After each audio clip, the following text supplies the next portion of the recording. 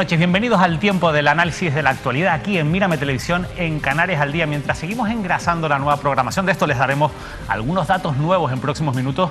Queremos comentar, tenemos un guión cargado de temas de actualidad que hoy queremos comentar en esta mesa de análisis junto a nuestro compañero Óscar Martín de Onda Cero Canarias, a quien ya damos la bienvenida. Óscar, muy buenas noches, gracias por acompañarnos. ¿Qué tal, David? Muy buenas noches. ¿Qué tal la semana? Espectadores.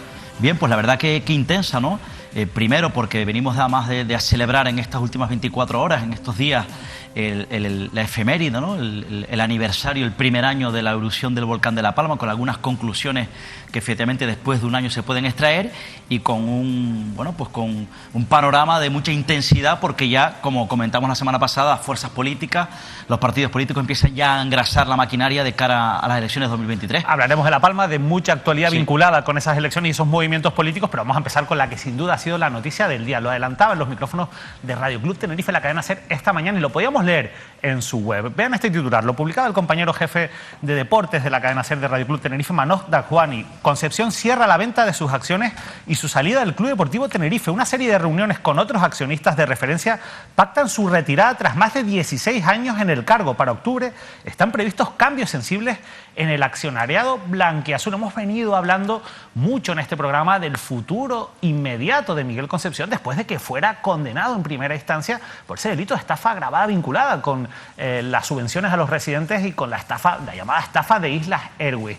De todo esto, evidentemente, vamos a hablar ahora con nuestro compañero Manoj Daswani, porque a nadie se le escapa que el futuro judicial inminente ante el fallo del Tribunal Supremo, que tiene que caer en las próximas semanas, parece que en este caso Miguel Concepción ya está haciendo movimientos. Saludamos a Manoj Daswani, jefe de deportes de la cadena SER en Tenerife. Manoj, compañero, muy buenas noches. Hola, David. Hola, Óscar. ¿Qué tal? Muy buenas. Nada, lo leíamos esta mañana en la web de la SER, lo escuchábamos en los micrófonos de Radio Club Tenerife. Manoj, a esta hora de la noche, ¿qué nos puedes contar de esta que sin duda es la noticia del día?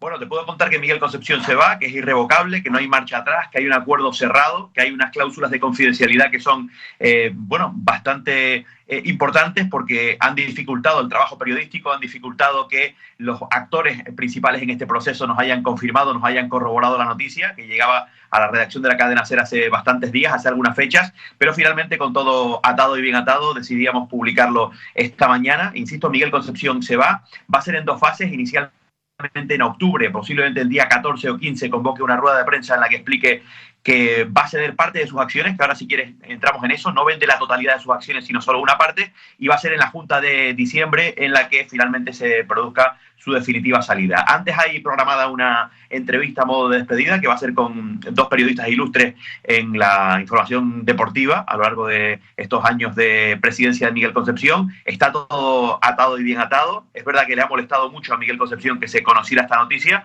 insisto, porque para algo estaban puestas esas cláusulas de confidencialidad, para algo también la misión del periodista es contar lo que ocurre, y ya te puedo decir, David, que el acuerdo existe, que el acuerdo está sellado y que no hay marcha atrás. Tú has dado una de las claves. Miguel Concepción se marcha, entre otros motivos, y ese es un motivo fundamental, porque antes o después, tarde o temprano, iba a caer esa sentencia del Tribunal Supremo que todo apunta que iba a ser desfavorable y que le iba a inhabilitar para cualquier cargo de administrador dentro del Club Deportivo Tenerife y, por supuesto, también para la presidencia. Manoj, ¿tú crees que si no existiera ese lío judicial, si Miguel Concepción no estuviera pendiente de que se ratifique por el Supremo esa sentencia condenatoria, que además le inhabilita para ocupar el cargo, se iría en este momento, en el año del centenario del Club Deportivo Tenerife? Es una buena pregunta. Desde luego que no estamos en la cabeza de Miguel Concepción, pero su mandato ha sido larguísimo. Es verdad que ha cumplido con dos privilegios, que son el de haber dirigido a la entidad en este año del centenario que concluye en diciembre. Han sido muchos los actos, han sido actos que, por cierto, han sido muy criticados porque casi todos se han producido de espaldas a la ciudadanía. Han parecido actos para ellos, para los gobernantes del Tenerife, ¿no? Una cena en el casino con sus amigos, con sus políticos favoritos, una misa, una visita al Papa solo conformada esa expedición, esa delegación por hombres, y más recientemente una gala en el Teatro Guimerá, en la que otra vez se olvidaron de buena parte de la masa social, se olvidaron de los ilustres, porque ahí no estaba ni Redondo, ni Guina, ni Derticia, ni Valdano, ni Heike, pero sí que estaba Paulino Rivero, que posiblemente sea el sucesor de Miguel Concepción al frente de la presidencia. Has dado un nombre que es clave, el de Paulino Rivero. De Paulino Rivero hemos hablado muchísimo y siempre se ha especulado que antes o después iba a ser el sustituto de Miguel Concepción. No sabemos hasta qué punto, pues bueno, ya ha estado un poco vinculado a esa directiva de facto del Club Deportivo Tenerife sin estar directamente. Recordemos que Milagros Luis Brito es una persona muy vinculada a Paulino Rivero. Pero antes decías que no va a vender todas sus acciones, que va a vender parte de ellas. Explícanos un poco cómo va a ser ese procedimiento, Manoj, y sobre todo qué supone a corto plazo, cómo va a ser esa transición a corto plazo y si a medio plazo tú crees que esa transición va, pues en este caso, a acabar con Paulino Rivero en la presidencia del Club Deportivo Tenerife.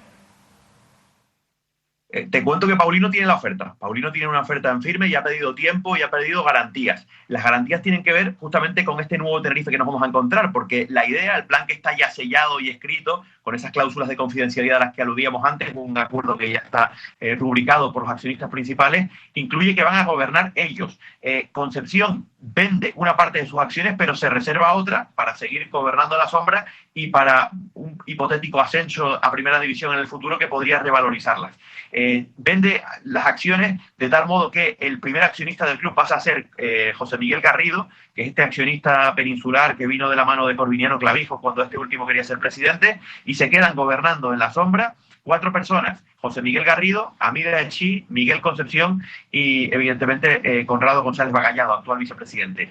La idea es poner a Paulino como una figura no ejecutiva, como una figura, pues seguramente con un cargo remunerado, una figura representativa, un buen embajador para el Tenerife, entienden ellos, pero digamos que todas las determinaciones las adoptaría este Big Four, este grupo de accionistas de relevancia que han sido los que han pautado todo. Fue en Roma, por cierto, en esa visita al Vaticano, en el lobby del hotel, entre el día 16 y 17 de agosto. Mañana vamos a contar los detalles en la web de la SER, cuando se fragó el acuerdo. Ahí fue cuando se dio el paso definitivo, se pasó al costado de Miguel Concepción, porque ya mucho más no podía esperar por esa sentencia que está al caer. Por tanto, tú ves a Paulino Rivero presidente del Club Deportivo Tenerife esta misma temporada. Está en sus manos. La oferta existe y la oferta se produce para que asuma las riendas en diciembre. Miguel Concepción tiene la hoja de ruta bien clara, una rueda de prensa que da en octubre para explicar las causas de su adiós.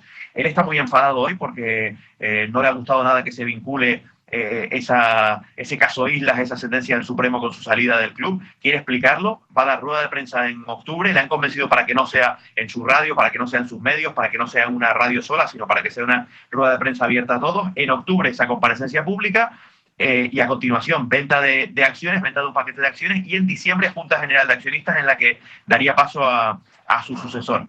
Paulino tiene la oferta y ahora le toca a él responder, pero desde luego Amida Echi quiere, y José Miguel Garrido, que hoy ha dado un par de entrevistas como futuro primer accionista, una con los compañeros de Radio Marca y otra en Radio Club a las 2, ha dicho que la opción de Paulino le gusta, que el perfil de Paulino Rivero le gusta como futuro presidente, así que todos los caminos conducen a él, si él quiere, claro. Me acompaña Manoj, Óscar Martín de Onda Cero Canarias, te pregunta ya el compañero. No, hace una reflexión, Manoj, efectivamente. Yo entiendo por tus palabras o las claves que efectivamente has dado, que te he escuchado y te he leído durante las últimas horas, que en principio quien pondría la cara en este caso, el que daría la cara como presidente o al frente, la cara más visible del Club Deportivo Tenerife sería Paulino Rivero, el expresidente del gobierno, que ya tuvo intenciones en su momento, hubo una incompatibilidad cuando era presidente del gobierno porque no hubo tiempo, un margen para que fuese, una vez abandonó ese cargo presidente del Tenerife, pero entiendo que Concesión y los máximos accionistas del Tenerife estarían todavía mandando en la sombra. Yo no descarto, Manoj, que cuando hace ya algunos años, en el pacto de la Cena de la Ermita, que se celebró en el Sausal, cuando el propio Paulino Rivero decidió que Miguel Concepción fuese el presidente del Club Deportivo Tenerife, yo no descarto que ahí hubiesen cierta negociación para que, pasados los años, ahora presente, asumiese el cargo el propio Paulino Rivero. O sea, que es la crónica anunciada ya hace muchos años, ¿no? La historia es propia de un guión de película de suspense, no sé si buena o mala, pero fíjate que en Roma, que fue cuando se fraguó todo, dejaron fuera del pacto de la ecuación a Juan Pelayo, al máximo exponente de Gatesa. O sea, son 5 los grandes accionistas y lo dejaron fuera, porque la relación con Concepción no es buena, y cuando estaban negociando y él se acercaba, pues se levantaban de la mesa. Además, intentaron mantener el secreto, pero no lo consiguieron, porque además había un par de dirigentes políticos que se habían enterado de todo. concretamente Pedro Martín y Ángel Víctor Torres estuvieron en ese viaje a Roma. ¿Tú apuntas que tal vez pudo ser un acuerdo que se fraguó hace mucho tiempo? Pues puede ser. Lo que pasa es que a mí lo que me contaban esta tarde es que Paulino Rivero no lo tiene nada claro y que exige no solo tiempo, sino garantías, porque si al final van a ser esta serie de empresarios los que gobiernan en la sombra, además con una situación extrañísima, porque José Miguel Garrido llega con un lenguaje casi belicoso, empieza a arremeter en determinadas entrevistas contra Concepción, contra Midachi, llegan a términos muy duros. Y el tránsito, hoy se lo preguntaba directamente en el Radio Club Deportivo a este inversor peninsular, ¿cómo es posible que pase de ser acérrimo enemigo a cordial amigo y a cordial aliado de esta serie de empresarios canarios, ¿no? Ha sido una historia que llama poderosamente la atención, como Garrido, que venía como opositor, que llegó a comprar acciones de pequeños aficionados y de peñistas, pues pasa ahora al otro lado, le rebasa el número de acciones, le convence a Midachi, a Miguel Concepción, para ponerse él como accionista número 1, y luego mañana daremos más detalles porque hay una sindicación de votos, ellos se van a unir para siempre, es decir, por escrito han quedado vinculados los unos para otros de forma permanente por largo rato, a Midachi, Conrado, Miguel Concepción, es decir, si votan a Paulino va a ser siempre así, es decir, no quieren darle estabilidad al club y sus votos van a quedar unidos, va a haber una sindicación de acciones, esto yo sé que es muy complicado de explicar y de entender, pero vamos, para que lo sepan nuestros televidentes y nuestros espectadores, de algún modo lo dejan todo atado y bien atado, para cuando Concepción se vaya, para seguir gobernando en la sombra. Esto va a ser muy complicado porque nos explicaba hoy Garrido que si llega un inversor extranjero, o un jeque o un empresario japonés que quiera comprar el club, pues necesitarán mayoría cualificada, necesitarán todos votar que sí, o la mayoría de estos 4 votar que sí, para que se venda el Tenerife a un inversor extranjero. Si hay que echar un entrenador o si hay que fichar a un entrenador, si hay que destituir a un director deportivo que acaban de renovarlo al que está hasta 2025, pues también se necesita mayoría cualificada. Con lo cual, dejamos atrás un modelo presidencialista como el de la mayoría de equipos de fútbol, dejamos atrás un Tenerife presidencialista para pasar, nos han dicho hoy, a la cogobernanza. Es desde luego llamativo y uno no deja de sorprenderse con lo que le va deparando el fútbol a medida que pasan los años. Un Tenerife con un modelo nuevo, igual que tuvimos en el 2006 ese modelo presidencialista con Concepción aupado por Paulino Rivero, pues ahora en el 2022 nos encontramos con esta otra película que a ver cómo sale. Una última cuestión, Manolo, porque claro, al final uno empieza a buscar la hemeroteca y dice, bueno, pero es que a Miguel Concepción lo reeligieron presidente del Tenerife en una Junta General de Accionistas en diciembre del año 2021, es decir, no ha pasado ni un año desde esa reelección. ¿Hasta qué punto ya en diciembre de 2021 Miguel Concepción sabía que todo esto iba a pasar? Tenía este plan ya trazado, lo digo porque también puede haber gente que diga, oye, quizás Miguel Concepción tenía que haber ido de frente y habernos contado en 2021 que este era su plan. Es verdad que muchos especulábamos con esa posibilidad. Todos sabíamos que iba a caer antes o después el fallo del Tribunal Supremo y que iba a ser difícil que se casara esa sentencia, que se anulara esa sentencia condenatoria de Miguel Concepción. Pero ¿hasta qué punto tú crees que esto ya estaba todo planeado hace menos de un año, cuando se celebró esa Junta General de Accionistas que religió presidente a Miguel Concepción?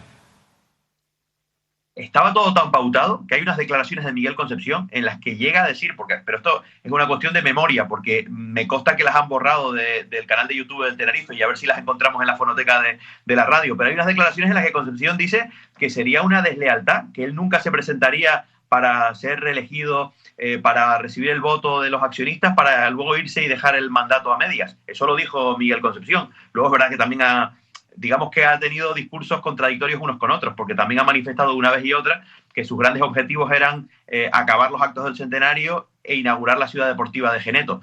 Yo creo que cuando él quería decir inaugurar la ciudad deportiva de Geneto, quería decir, bueno, ganar tiempo hasta que salga la sentencia, porque tampoco tiene ninguna necesidad Concepción de vincular su futuro, de fiar su presidencia a que se acaben unas obras en una ciudad deportiva. Es un poco extraño, pero él siempre, como si fuera un mantra, repetía, cada vez que le preguntábamos, repetía una vez y otra, que hasta que no estuvieran las obras acabadas él no se iba. Bueno, pues las obras están prácticamente acabadas. Esto al final supone un poco una... A ver cómo lo explico, pues le rompe un poco los planes, porque las obras al final me decían esta tarde que las van a inaugurar en noviembre y no en octubre, pero bueno, en todo caso le ha servido esto de excusa para ir alargando su mandato y para faltar a su propia palabra, porque él lo dejó muy claro, yo me acuerdo perfectamente de aquella rueda de prensa, la he buscado, ya no está en el canal de YouTube del club, pero será cuestión de buscarla en los medios de comunicación. Él dijo que no se presentaría nunca para dejar un mandato a medias y es justamente lo que está a punto de hacer. Manolo Dasguani, muchísimas felicidades por esta nueva exclusiva que nos has contado en los micrófonos de la cadena SER y en la web de Radio Club Tenerife, y enhorabuena sobre todo pues por contar lo que las fuentes oficiales, en este caso las fuentes oficiales del Club Deportivo Tenerife, pues no querían que se contara. Te leemos y te escuchamos mañana en la SER.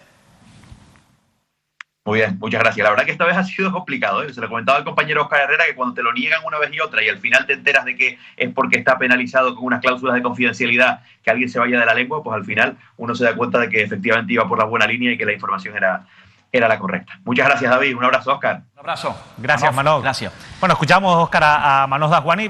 Paulino Rivero tiene sobre la mesa la oferta para ser presidente del Tenerife. Sí, ¿Tú qué crees que va a pasar? Yo creo que esa es la noticia importante, ¿no?, que ha adelantado el futuro, insisto, del Club Deportivo Tenerife. Esto tiene su noticia más allá de lo deportivo, sin duda, ¿no?, porque esto tiene un alcance, es relevante, ¿no?, políticamente hablando y en el mundo empresarial tinerfeño, ¿no? Primero porque, bueno, efectivamente, de todos es sabido que Paulino Rivero ya en su momento, como ya le recordaba el propio Manoff, quería ser, su intención, sus aspiraciones eran las de ser presidente del Club Deportivo Tenerife. En aquella época no pudo ser, como yo recordaba, porque le era incompatible, porque había sido presidente del gobierno y evidentemente ahí hay una circunstancia que no le permitía asumir la presidencia del Club Deportivo Tenerife. Ahora está en condiciones de hacerlo, depende efectivamente en este caso principalmente, bueno, de qué movimientos pudiese haber, que los desconozco entre los accionariados. Amiachi es uno de los máximos accionistas, no olviden además también que hay una buena relación con Paulino Rivero. Amiachi, el empresario, Amiachi tiene una buena relación de amistad con el propio, es sabido además, notorio Paulino Rivero. Habría que ver qué papel juegan efectivamente el resto de consejeros, de accionistas, como Conrado González, el propio Garrido o el propio Pelayo, que parece ser que en este caso quizás podría ser el más distante del resto. Y bueno, y luego a ver también qué papel juega la mujer fuerte de Paulino Rivero en el Tenerife, que fue colocada también por Paulino Rivero, que es Milagros Librito, que fue además una mujer fuerte dentro de Coalición Canaria, una persona de la máxima confianza en estos momentos de Paulino Rivero, que siempre ha estado al lado de la figura de Paulino Rivero cuando estuvo en declive políticamente, después de aquella guerra que hubo, como saben, entre el sector de Paulino Rivero y el sector actual que lidera Fernando Clavijo. En cualquier caso, ya parece que se encamina esa posibilidad, porque insisto, yo estoy convencido además que esa hoja de ruta se pudo haber trazado en el año 2007-2008, si no recuerdo mal, cuando se celebró el famoso Pacto de la Ermita, aquella cena en el Sausal, donde reunió a empresarios y donde él colocó al propio Miguel Concesión como presidente del Tenerife. Ahí se empezaba a cocinar lo que hoy estamos cocinando, lo que hoy estamos contando. Es mi sensación, yo estoy convencido, pero lo cierto aunque haya pasado muchos años. Han pasado muchas cosas después de aquello. Recordemos el pelotazo de Geneto, tan famoso, en el que hubo un papel político muy importante para que una serie de empresarios, entre ellos algunos de los que hemos nombrado esta noche y que siguen muy vinculados al Club Deportivo Tenerife, pues dieran ese pelotazo que en estos momentos investiga la justicia en la ciudad deportiva de Geneto, que claro, la ciudad deportiva se habla de inauguraciones, se habla de ese proyecto que por cierto financia con fondos públicos el Cabildo de Tenerife, pero se habla menos quizás de la otra parte. Veremos cómo también puede afectar, si afecta eso también al futuro del Club Deportivo Tenerife. Hombre, yo me imagino, David, que la intención efectivamente, antes de retirarse el propio Concesión, es dejar saneado económicamente el club e inaugurar la ciudad deportiva y tratar de encaminar en lo deportivo para que efectivamente, entiendo que es su propósito, antes de marcharse el Tenerife haciendo Primera División. En cualquier caso, decía Manolo Dasguani, y con esto cerramos este bloque, Óscar, que la intención de Miguel Concepción es dar un paso atrás, pero seguir en la sombra también gobernando dentro, bueno, de ese grupo de empresarios que ahora mismo, entre otras cosas, porque se efectivamente, control en el claro, club, no vendería todas las acciones, lo ha dicho Manoff, es una clave, estarían detrás, y la figura que evidentemente sería la más visual como presidente, pero mandando también los empresarios detrás sería la de Paulino Rivero. La verdad es que, bueno, vamos a cambiar de asunto, pero pueden opinar, pueden participar en este programa, tienen el número de WhatsApp aquí en pantalla para que nos dejen sus opiniones sobre lo que estamos comentando aquí, sobre otros asuntos que ustedes quieran trasladar. Nosotros ahora vamos a hablar, se cumplía ayer un año del comienzo oficial de la erupción volcánica en la isla de La Palma. También les contábamos la semana pasada que en Mírame Televisión estamos en un momento de transición, estamos arrancando una nueva temporada, estamos engrasando lo que van a ser los nuevos programas con nuevos contenidos a nivel informativo, educativo, pero también a nivel de entretenimiento. Todo esto se lo iremos contando las próximas semanas, porque en eso está trabajando en estos momentos con mucha intensidad el director de esta casa, Manuel Artiles, por eso no nos está acompañando todavía en estos primeros programas de Canarias al Día en esta mesa. Muy pronto estará con nosotros ya aquí dirigiendo este programa y analizando la actualidad con todos ustedes, pero la realidad es que Mírame Televisión se está transformando. Por eso también en estos días, mientras ponemos en marcha esa nueva programación, verán cambios en la imagen corporativa de Mírame Televisión. Queremos seguir apostando por transformar esta televisión y queremos hacerlo muy apegados a lo que es la identidad de Canarias. Por los hechos que han ocurrido en los últimos años, nos hemos dado cuenta de una realidad que quizás durante mucho tiempo pues hemos vivido un poco de espaldas a ella, y es que al final somos islas volcánicas. Los volcanes son parte de nuestro ADN y Mírame Televisión al final es una televisión apegada a lo que son realmente los valores naturales de esta tierra. No podemos darle la espalda a que somos una tierra volcánica. Lo digo porque al final eso nos ha llevado a que cuando ocurra pues una desgracia como fue la erupción de la isla de La Palma, bueno, pues no estemos del todo preparados, no estén del todo preparados las administraciones públicas, no estén del todo preparados los ciudadanos para afrontar una situación tan compleja que, sin embargo, debería ser más habitual, por lo menos en nuestro conocimiento popular, en nuestra educación, para afrontar este tipo de cosas. Con esa idea se produce esa transformación de la imagen de Mírame Televisión, en la que nos vinculamos mucho con lo que ocurre con la isla de La Palma. Hemos querido ser, bueno, la voz, el altavoz de muchas personas que lo han pasado muy mal en este tiempo, intentando huir de todas esas guerras políticas, de esos intereses que hay urbanísticos, especulativos, también intereses dentro incluso de las propias plataformas y asociaciones que representan a los afectados en el volcán de La Palma, para escuchar historias reales, de gente real que está pasando auténticas situaciones muy complicadas y que todavía hoy, un año después, siguen sin poder reiniciar su vida. Mírame Televisión, apegada a nuestra realidad, a nuestra cultura, a nuestra gente, apegada también a nuestra tierra volcánica, ese cambio de imagen que ya están ustedes viendo y que están viendo ya en nuestra programación, y del que es en este caso, bueno, un impulsor, nuestro compañero, el técnico David González, que bueno, es el que ha creado esta idea, y la verdad es que a nosotros nos gusta mucho esa nueva imagen de Mírame Televisión, insisto, una imagen mucho más cercana a lo que es la realidad de Canarias, y sobre todo con ese mensaje, con ese guiño a la isla de La Palma, a la que no vamos a olvidar y de la que vamos a seguir muy pendientes. Óscar Martín, un año ya de ese volcán, ¿cuánto tiempo ha pasado? Y en Mírame Televisión desde el principio nos propusimos no olvidar lo que ocurre en la isla de La Palma, incluso cuando los políticos se fueran, cuando el ruido mediático se fuera en la isla de La Palma, seguir pendientes de esas realidades, porque todavía hay mucho que contar, ¿verdad? Hay mucho recorrido para transformar efectivamente todo el Valle de Aridane en la isla de La Palma, ¿no?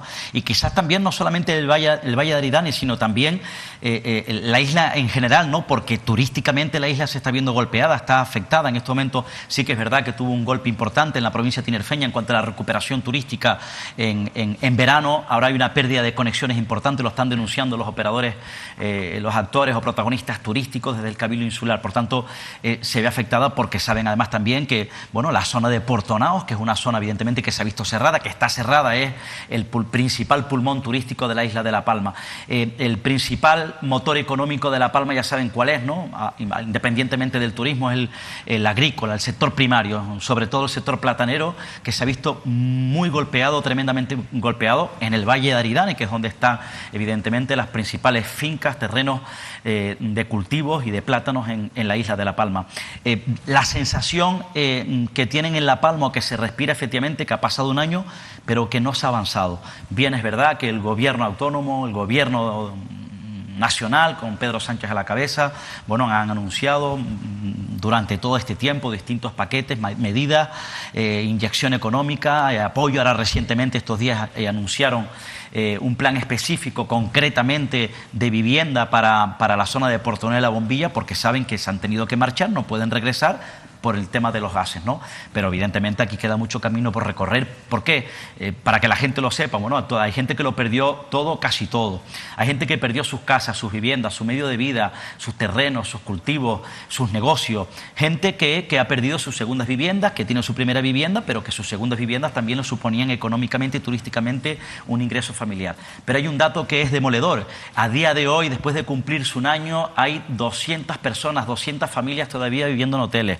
Hay personas que viven todavía en apartamentos, personas que todavía viven en casas, familias completas, en casas de familiares, y hay personas, hay familias también que están viviendo en caravanas todavía en la isla de La Palma. Por tanto, independientemente de los anuncios, porque evidentemente yo entiendo que para la administración no ha sido fácil afrontar una situación de emergencia única, desconocida como esta, con todas las inyecciones económicas, todos los paquetes económicos que han anunciado. Evidentemente aquí queda mucho recorrido por delante, entre otras cosas. Primero, reconstruir, transformar todo el Valle de Aridane. Evidentemente la prioridad, que cada familia de afectados tenga una vivienda, sobre todo digna. Vamos a hablar precisamente del caso de alguien que perdió su casa. Vamos a hablar con Débora López. Fíjense, Débora perdió su casa, es verdad que ha cobrado las ayudas, pero ha tenido muchísimos problemas para empezar su nueva vida, para empezar esa reconstrucción de la que tanto hablamos. Y principalmente, bueno, pues por lo difícil que ha sido para muchos afectados encontrar suelo para poder construir, por esa especulación urbanística de la que les hablamos, que ha disparado los precios del metro cuadrado en la isla de La Palma. Débora ha tenido la suerte de cruzarse en su vida con un suizo afincado en La Palma que se llama Roger y que al final consiguió comprarle, bueno, pues un terreno a un precio, si no me equivoco, de 10 euros el metro cuadrado. Ella nos lo confirmará ahora, y eso le ha permitido poder empezar de nuevo su vida. No todo el mundo pues ha podido o ha tenido la suerte de encontrar a una persona con la que poder hacer, bueno, pues un negocio urbanístico cuanto menos decente para poder comenzar esa reconstrucción. De todas formas, yo quería saludar a Débora López, la he escuchado ya en alguna ocasión y yo creo que es un testimonio muy interesante que quería compartir con ustedes. Débora, muy buenas noches, gracias por acompañarnos. Muy buenas noches, gracias a ustedes. La verdad que está un poco resumiendo muy rápidamente tu caso, pero yo prefiero que nos lo cuentes tú y que nos digas, bueno, cómo ha sido este proceso para poder empezar ya eso que tanto se habla, que es la reconstrucción, y que entiendo que no ha sido nada fácil, ¿verdad? No, desafortunadamente ni ha sido ni sigue siendo, porque al final encontramos ese terreno casi que por casualidad, porque fue un vecino que conocía a esa persona quien nos lo recomendó. Al principio no nos lo creíamos porque es verdad, era un terreno demasiado económico. Nosotros desde que nos planteamos el empezar a buscar terrenos, pues empezamos a mirar todo lo que salía, tanto que nos comentaban como en inmobiliarias, absolutamente todo. Y en general, todos los terrenos tenían tres características. Uno, que eran riscaderas de piedras en las que, para empezar, no solo tenías que costear, que es lo segundo, por lo menos 60.000 euros de lo que cuesta un terreno ahora mismo en La Palma rústico, que no es urbano. Y al encontrarnos con esos dos problemas, pues dijimos, pues vamos a seguir buscando, y al final apareció este, cuando ya en realidad nos habíamos dado un poco por vencidos, porque es que lo que seguía saliendo era lo mismo que ya habíamos visto. Y claro, si un terreno, 1.000 metros cuadrados, te cuestan 60.000 euros, difícilmente con eso vas a poder construir absolutamente nada, o sea, no te va a dar ni para un pajero. Entonces, por suerte, conseguimos ese terreno y somos tanto nosotros como otra familia más, que también eran por casualidad vecinos nuestros, los que hemos conseguido, todavía estamos en proceso, todavía no lo hemos comprado, pero bueno, digamos que tiene que ser nuestro porque ya está palabrado, ya está el proyecto en el ayuntamiento y estamos esperando a ver si nos dan alguna contesta, si están todos los papeles bien, porque esa es otra, primero se tiene que revisar, se tiene que llevar a pleno, y si de verdad está todo correcto, se vuelve a presentar ya el proyecto definitivo, lo vuelven a revisar, lo aprueban y entonces ya te dan las licencias y entonces ya puedes empezar a construir.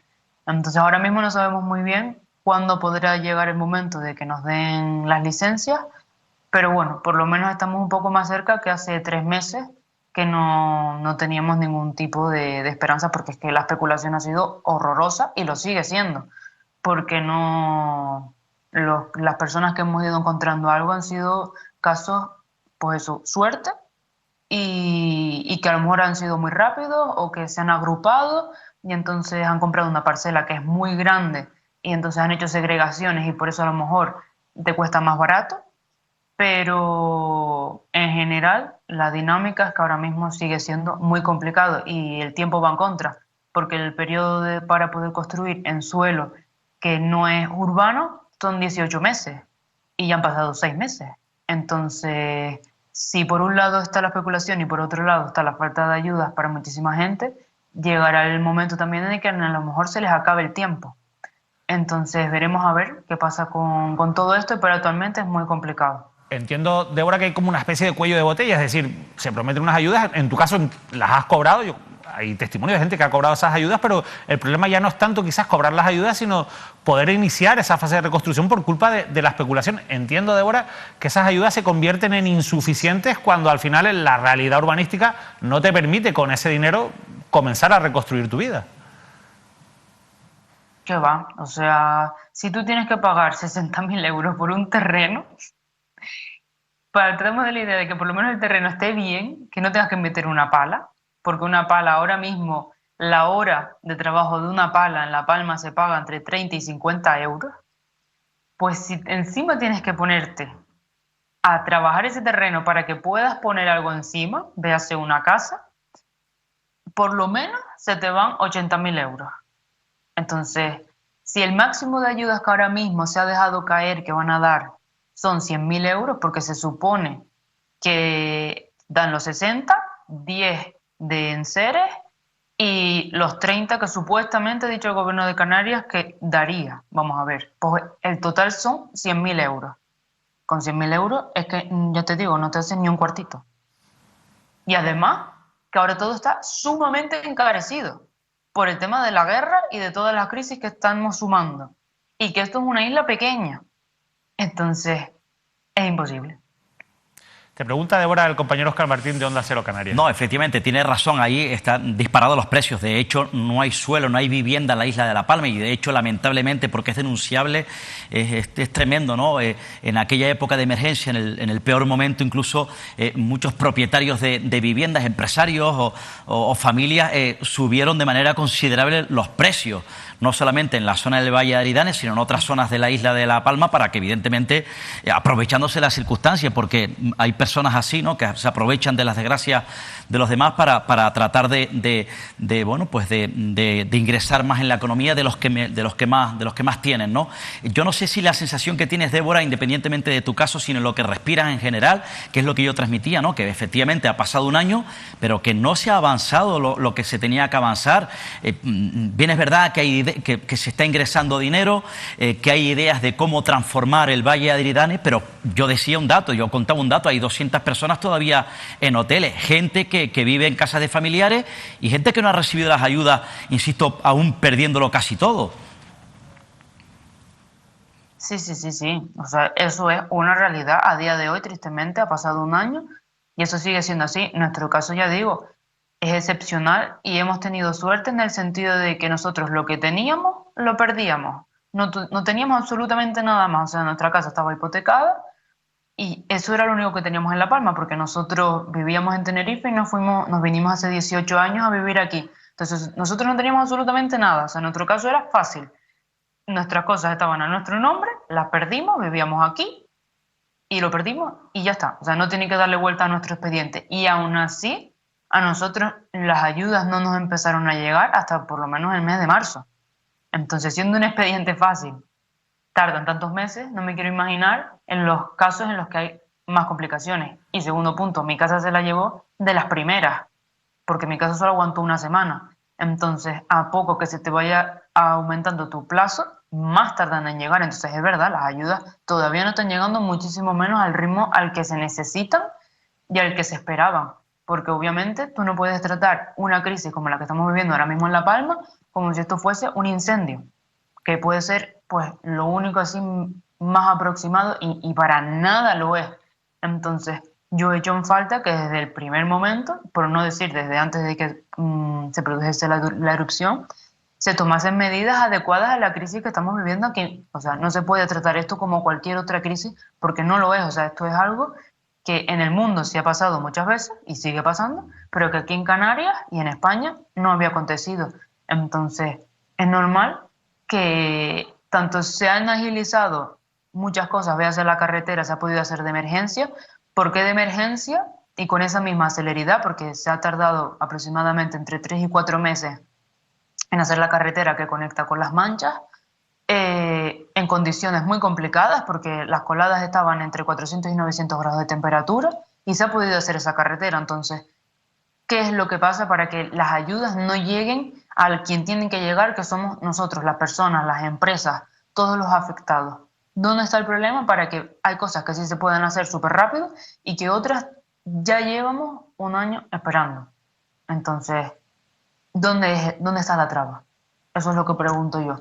Faltan recursos, faltan personas, no se puede contratar más personas, no se pueden destinar más recursos para que al mismo tiempo que entre un expediente, una persona lo revise y en menos de un mes o 2 meses te puedan dar una respuesta, y que esa respuesta no te haga dar más vueltas, porque a nosotros, repito, en nuestro caso era fácil y aún así nos llegó una carta diciendo que teníamos que justificar o demostrar que nuestra casa estaba donde nosotros decíamos que estaba. Tuvimos que ir a Catastro a pedir ese papel y que nos lo firmase el ayuntamiento. De verdad, eso era necesario, cuando ese papel lo puede conseguir el gobierno central perfectamente, como lo pude conseguir yo. De verdad era necesario. Y ese papel que lo ha recibido muchísima gente. Entonces, al final son trabas innecesarias. Es de que se tienen que asegurar de que las personas que lo han perdido. Pero si tú demuestras, porque se demuestra, que vivías ahí y que tenías esto y que tenías lo otro y ya no lo tienes, no hay que darle más vueltas. O sea, las personas necesitan el dinero para poder empezar y necesitan soluciones y necesitan asesoramiento. Porque ahora mismo, con las ayudas que están dando y que poco a poco espero que sigan llegando a cada vez más personas y más rápido, también tienen que darles como eso, un asesoramiento para que sepan cómo invertir ese dinero y cómo empezar de nuevo, porque es que nosotros ya lo hemos visto. Con el dinero que nos han dado, tienes que hacer muchos malabares para que ese dinero te dé para volver a empezar a construirte algo. Porque si no lo administras bien y si no lo gestionas bien, no te va a dar. Y yo ya sé de personas que se ven en la necesidad de tener que ya utilizar ese dinero que en realidad sería para empezar a construir algo, ya lo tienen que utilizar para poder vivir hoy, para poder pagar ese alquiler que está desorbitadamente caro. Porque luego está la otra, dieron una ayuda del alquiler para la gente que esté en alquiler, sí, pero es que esa ayuda está mirada por metros cuadrados. Es decir, si yo estoy en un piso que mide 20 metros cuadrados, pero el casero me quiere cobrar 700 euros, ellos no me van a dar 700 euros, ni siquiera el máximo de la ayuda, que son 590. Me lo van a dar en función de los metros cuadrados de esa casa. Entonces, esa ayuda, ¿hasta qué punto es una ayuda? Y con eso, muchas cosas más. Muchas cosas que quedan pendientes, Débora. La verdad es que ha sido un placer poder escucharte. Has dado muchísimas claves. Yo me quedo con una que es la de ha faltado asesoramiento, porque al final el asesoramiento es información y la información es poder para el ciudadano para llevar a cabo y poder exigir lo que le corresponde, como en este caso mucha gente desinformada, mucha gente que no ha tenido esas herramientas necesarias para poder ejercer sus derechos. Esperemos que también en ese sentido pues la administración se ponga las pilas. Ya llevamos un año pidiendo que se pongan las pilas, pero bueno, la realidad es que no por ello tenemos que dejar de insistir en que hay que actuar con mayor celeridad y sobre todo pues con una mayor diligencia. Débora, muchísima suerte de cara a que puedas seguir reconstruyendo tu vida en la isla de La Palma. Sí, vamos a ver si hay mucha suerte. Gracias. Gracias por habernos acompañado, Óscar. La verdad que situación como la de Débora son más habituales de lo que a veces creemos. Es decir, gente que tiene muchísimas dificultades. En su caso ha tenido la suerte de conocer a este ciudadano que le ha vendido el terreno a un precio decente, ¿no? Pero fíjate, 60.000 euros por 1.000 metros cuadrados. Bueno, son situaciones completamente insostenibles. Sí, es complicado. La especulación que se pudiese estar dando con motivo de la erupción del volcán, ¿no? En esa transformación. Pónganse, por ejemplo, en la piel, ¿no? El ejemplo de las personas mayores, matrimonio del Valle de Aridane, ¿no? Esa dificultad que puedan tener a la hora de tener asesoramiento, de información, de cómo reconstruir de nuevo su vida, ¿no? Bien, es verdad, yo decía antes que somos conscientes todos, ¿no? Es decir, la administración no estaba preparada, sin lugar a dudas, para dar respuesta a una emergencia de estas características, ¿no? Pero se avanzó en el sentido de que, por ejemplo, se creó el registro único, ¿no? Ese mecanismo clave para acelerar efectivamente las ayudas, para pero identificar... no ha funcionado todo lo bien que para debería, identificar, claro. para dar un empuje a cada uno de los cientos de expedientes de familias o miles de expedientes de familias del Valle de Aridane afectados, pero bien es verdad que, imagínense que en una circunstancia de menor envergadura la administración ya es lenta, hay una burocracia administrativa tremenda, imagínense, ante una emergencia de esta característica. Yo hago un llamamiento efectivamente a que sigan agilizando, a que se aceleren los pasos. Por cierto, hay cierta polémica también. Yo no quiero pensar yo soy palmero, como saben, y yo concibo a La Palma como una isla unida y fuerte, ¿no? Y no quiero concebir, no quiero ver una isla que se esté que se esté rindiendo o que haya cierta división o que se esté politizando la lucha vecinal. Espera, guarda sí. eso. Vamos a guardar esa información que nos vas a dar, que yo creo que es importante, porque antes quiero saludar a Lali Villalba, que es la presidenta de la Asociación de Empresarios de Puerto Naos, porque hay otra realidad que yo también te he escuchado mucho a ti en Onda Cero, Óscar, y es la de los vecinos de Puerto Naos. Y antes hablaba también, Débora, del caso de los empresarios. Bueno, ¿qué pasa con esos empresarios de la zona de Puerto Naos, que era una zona turísticamente pues la más bollante, la más pujante de la isla de La Palma, que lógicamente pues se están viendo afectados por lo que contaba Óscar Martín antes, es decir, no se puede acceder a esta zona por un problema de gases? Y aquí se junta otra de las cuestiones de las que hablábamos con Débora, la desinformación y la falta pues de previsión por parte de las administraciones y sobre todo de ofrecerles soluciones a estas personas. Vamos a hablar con Lali Villalba, a quien ya saludamos en directo. Lali, muy buenas noches. Hola, buenas noches. Muchas gracias. Cuéntanos, porque tú lo conoces mejor que nadie, ¿cuál es la situación a día de hoy en general de los vecinos de Puerto Naos y en concreto de los empresarios de esta zona, insisto, que turísticamente es tan importante para la isla de La Palma?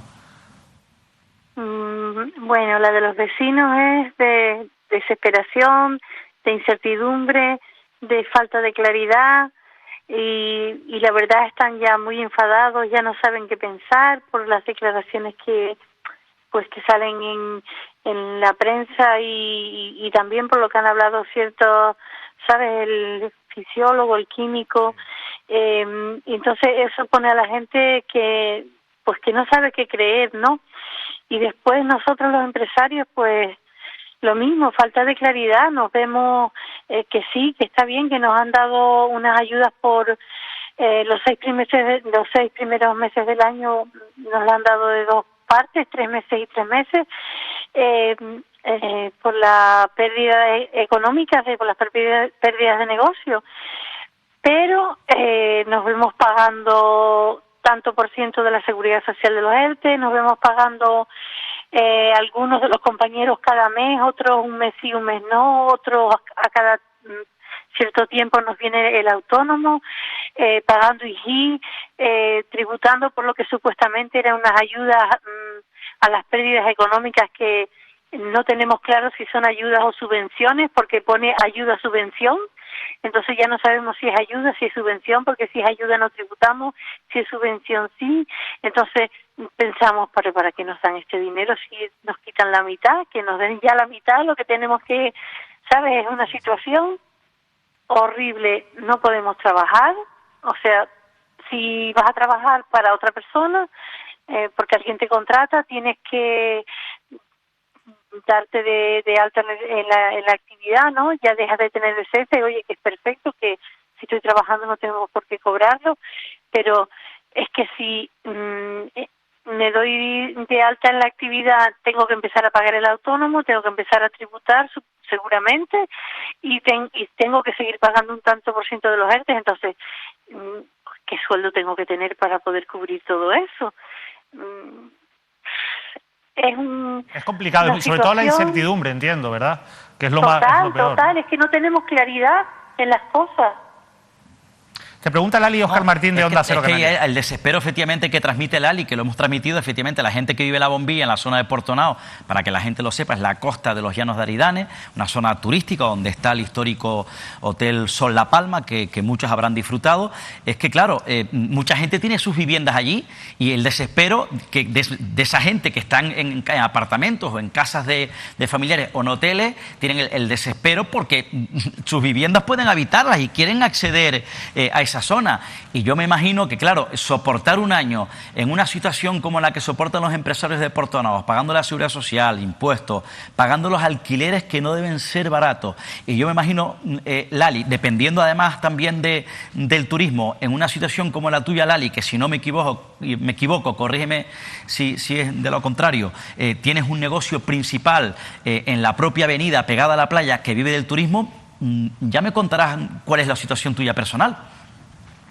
Pues sí, allí tengo no solo mi negocio, sino mi casa. Claro. Todo lo que tengo lo tengo ahí en Puerto Naos. Tengo mi apartamento y mi negocio. Y ni puedo ir a casa, ni puedo trabajar. Pero sí tenemos que pagar, o sea, no podemos entrar y tenemos que pagar, pero esta situación es insostenible. ¿Cómo lo hacemos? Con los 660 euros que nos dan, no nos da para todo. O sea, no vivimos, no comemos, no tenemos derecho a vivir. Es que es algo es insostenible. La verdad, Lali, no sé, te tengo que despedir ya porque tenemos que seguir con el programa, pero yo ahora te estaba escuchando y mientras te escucho a ti o escuchaba a Débora antes, pues me vienen a las imágenes pues, todas esas promesas políticas de nuevo, toda esa comitiva política que hemos visto ahora con ocasión del aniversario del volcán. ¿Ustedes qué piensan? Yo supongo que habrá un cansancio generalizado ante tantos titulares, tantas promesas, que al final, bueno, sí, en algunos casos se cumplen, pero realmente después se demuestra que son insuficientes, en otros ni siquiera se cumplen. ¿Cómo están llevando todo esto? Bueno, pues lo llevamos fatal, la verdad, porque estamos desesperados. Yo entiendo que es una situación que se ha quedado grande para todos, porque no es fácil llevar a cabo todo esto, pero es que tienen que entendernos que lo que queremos es claridad, que nos hablen claro, saber qué tenemos que hacer, porque cada día pensar que vamos a hacer es horrible. Si yo sé que tengo 3 años y no puedo entrar, yo sé qué puedo hacer en 3 años, claro. Pero si cada día no sé qué va a hacer de nosotros, es que es horrible la incertidumbre. Lali, pues mucho ánimo y mucha suerte es lo que te podemos desear desde aquí. Nosotros seguiremos poniendo el foco en lo que ocurre en la isla de La Palma porque hay que seguir dando voz a personas como tú, que al final nos cuentan una realidad que muchas veces, bueno, pues se escapa de esos grandes titulares, ¿no?, que nos dejan los políticos, sobre todo cuando visitan la isla de La Palma. De verdad, muchísima suerte, Lali. Gracias a ustedes por darnos voz. Gracias. Gracias. La verdad es que la sensación que uno tiene, Óscar, es que uno podría abrir aquí los micrófonos y estar todo el día escuchando testimonios, y esos testimonios nos van a mostrar una realidad que es completamente distinta a la que en general vemos en las fuentes oficiales, en general vemos en la prensa con los discursos políticos oficiales. Pero es que además, tú lo comentabas antes, está bastante turbia la situación porque ha habido, bueno, Anselmo Pestana, el delegado del gobierno, la verdad es que su gestión ha dejado bastante que desear a lo largo le ha tocado evidentemente una cuestión que se nos escapa de las manos, lo hablábamos antes, pero también es verdad que ha dejado bastante que desear. Vamos a dejarlo ahí, lo hemos comentado varias veces aquí, pero es que hoy además ha hecho unas declaraciones que han incendiado mucho más el ambiente. Sí. ¿Qué ha ocurrido? Yo decía, efectivamente, a raíz de eso yo decía que yo lo que espero de aquí en este tramo final, o de tramo final me refiero desde ayer que se cumplió un año, hasta que llegue 2023, que es el proceso electoral, las elecciones autonómicas y locales, no traten las fuerzas políticas, los líderes políticos de Canarias y de La Palma, de tratar de enturbiar o de hacer política. Yo confío en que no, porque hasta ahora en cierta medida, por lo menos es lo que yo he podido ver, o lo que me han contado, hay cierta unión de las administraciones y de las instituciones, todos con La Palma. Y los palmeros son fuertes, los palmeros tienen coraje y quieren estar unidos. Y lo que quieren es que todos vayan por el mismo camino, por el bien de la economía de La Palma, por el bien del bienestar de las familias, en este caso de los afectados. Nosotros en su momento sí que es verdad, ya saben que se creó una plataforma, la primera plataforma de afectados, luego desde esa plataforma para defender a los vecinos, algunos se marcharon porque no estaban de acuerdo con los que dirigían esa primera plataforma, algunos luego montaron otras plataformas, a mí me contaban alguno que otro que se había marchado porque notaba que en cierta medida se estaba politizando, eso ya hace ya algunos meses atrás, esa primera plataforma, y ahora hay varias plataformas, insisto, de afectados en la isla de La Palma. Nosotros contamos en su momento aquí además también algunas claves, que hay algunos líderes de plataforma, algunos que representan una única plataforma que son afectados, pero que también en su momento tuvieron cargos públicos hace ya muchos años dentro de Coalición Canaria, bien en los Llanos de Aridane como en El Paso. Insisto, lícito, porque son afectados, pero también es verdad que hay que decirlo, que algunos de ellos tuvieron cargos públicos, concretamente de API, la Agrupación Palmera Independiente, tanto en los Llanos de Aridane como en El Paso. Hoy, el delegado del Gobierno en Canarias, Anselmo Pestana, textualmente en una rueda de prensa se le ha preguntado acerca de la situación de La Palma.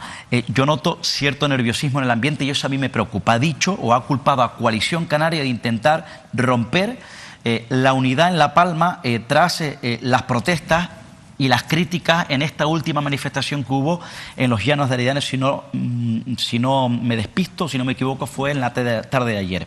Y bueno, ha señalado algunas fuerzas políticas que están utilizando el tema del volcán y dice que hay algunas plataformas, que están siendo dirigidas por cargos públicos de Coalición Canaria. Ha venido a decir que bueno, que lo importante, que la ciudadanía va a valorar o está valorando el hecho de que, bueno, que se está trabajando conjuntamente entre las administraciones e instituciones y que el intentar romper esa unidad es un error. Yo, desde luego, el propio Anselmo Pestana apunta efectivamente a lo que ya nosotros contamos, a lo que estamos contando. Pasa que él es el delegado del gobierno. Claro, efectivamente, pero que hay algunos miembros en las plataformas que están politizados o que están vinculados o son afines a Coalición Canaria. No cargos públicos, fueron cargos públicos. Yo le he preguntado hoy, por ejemplo, a una dirigente de Coalición Canaria, Nieves Leyde Barreto, es portavoz del grupo de Coalición Canaria en el Cabildo de La Palma, es diputada regional, sobre esto que ha dicho Anselmo Pestana durante las últimas 24 horas, y bueno, se ha mostrado sorprendida. Se ha mostrado sorprendida por estas declaraciones públicas del propio Anselmo Pestana. Y yo le preguntaba esta tarde si ella había estado en la manifestación de afectados. Me dijo que sí, que ella había estado en esa manifestación para transmitir el cariño a los propios afectados o miembros, en este caso, de la plataforma. Insisto, yo quiero entender o quiero pensar que los que están dirigiendo las plataformas, que son afectados, pero que ya tuvieron en su momento lícito, insisto, cargos públicos en Coalición Canaria, en la antigua agrupación Palmera Independientes, pero que no se estén dejando influir por los que ahora tienen cargos públicos dentro de Coalición Canaria. En cualquier caso, Óscar, la realidad es que casi es inevitable, igual que es inevitable lo de la especulación, si no se legisla en ese sentido con el suelo urbanístico, es inevitable que haya oportunismo político. Hay unas elecciones a la vuelta de la esquina y es lógico pues que Nieves Leyde se ponga adelante la manifestación si hace falta, pues para que se vea su imagen y así pues rascar todos los votos que pueda.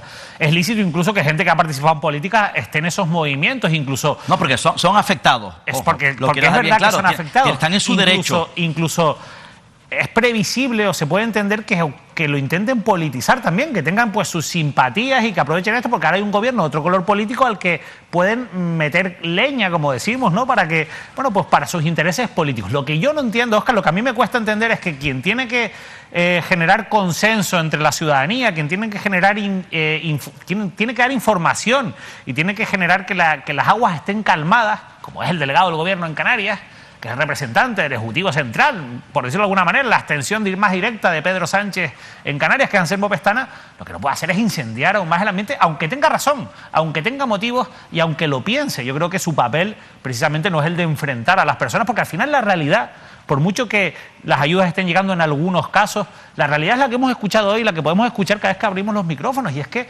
las ayudas, las que llegan, cuando llegan, con la dificultad para que lleguen, muchas veces son insuficientes, y después están las que nunca llegan o la incertidumbre que viven los vecinos de Puerto Nao. Yo creo que aquí deben de tener máxima responsabilidad, no solamente en este caso el propio Anselmo Pestana, el delegado del gobierno, la tienen que tener todos los representantes públicos. Claro. Si los que estén al frente de las instituciones de Canarias, los que estén al frente de las instituciones de La Palma, como el propio Mariano Hernández Zapata del Partido Popular, o los tres alcaldes, la alcaldesa de Los Llanos de Eridane, el alcalde de Tazacorte o el alcalde del Paso, que son de distintos signos políticos, insisto, tienen que estar a la altura, en este caso, de las circunstancias. Y por otro lado, insisto, los que los que estén en las plataformas, que tratan de politizar, afectados o no afectados, pero que formen parte de esas plataformas de afectados, porque detrás de los líderes de las plataformas hay muchos afectados, muchas personas anónimas, espero que no estén actuando bajo las directrices de los partidos políticos o de los políticos.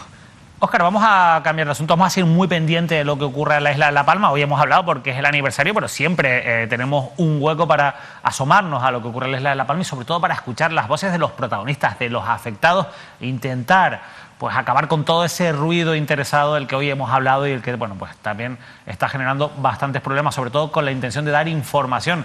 Y como les decía antes, bueno, pues con una transformación en Mírame Televisión muy vinculada a la isla de La Palma y que van a poder ir pues contemplando en nuestra parrilla en las próximas semanas. De La Palma nos vamos a ir a la isla de Fuerteventura, porque vaya lío que hay montado con el Partido Popular de Fuerteventura a raíz de una cuestión, bueno, pues que nos ha contado el periódico La Provincia y que podíamos leer este fin de semana. Primero nos encontrábamos con este titular.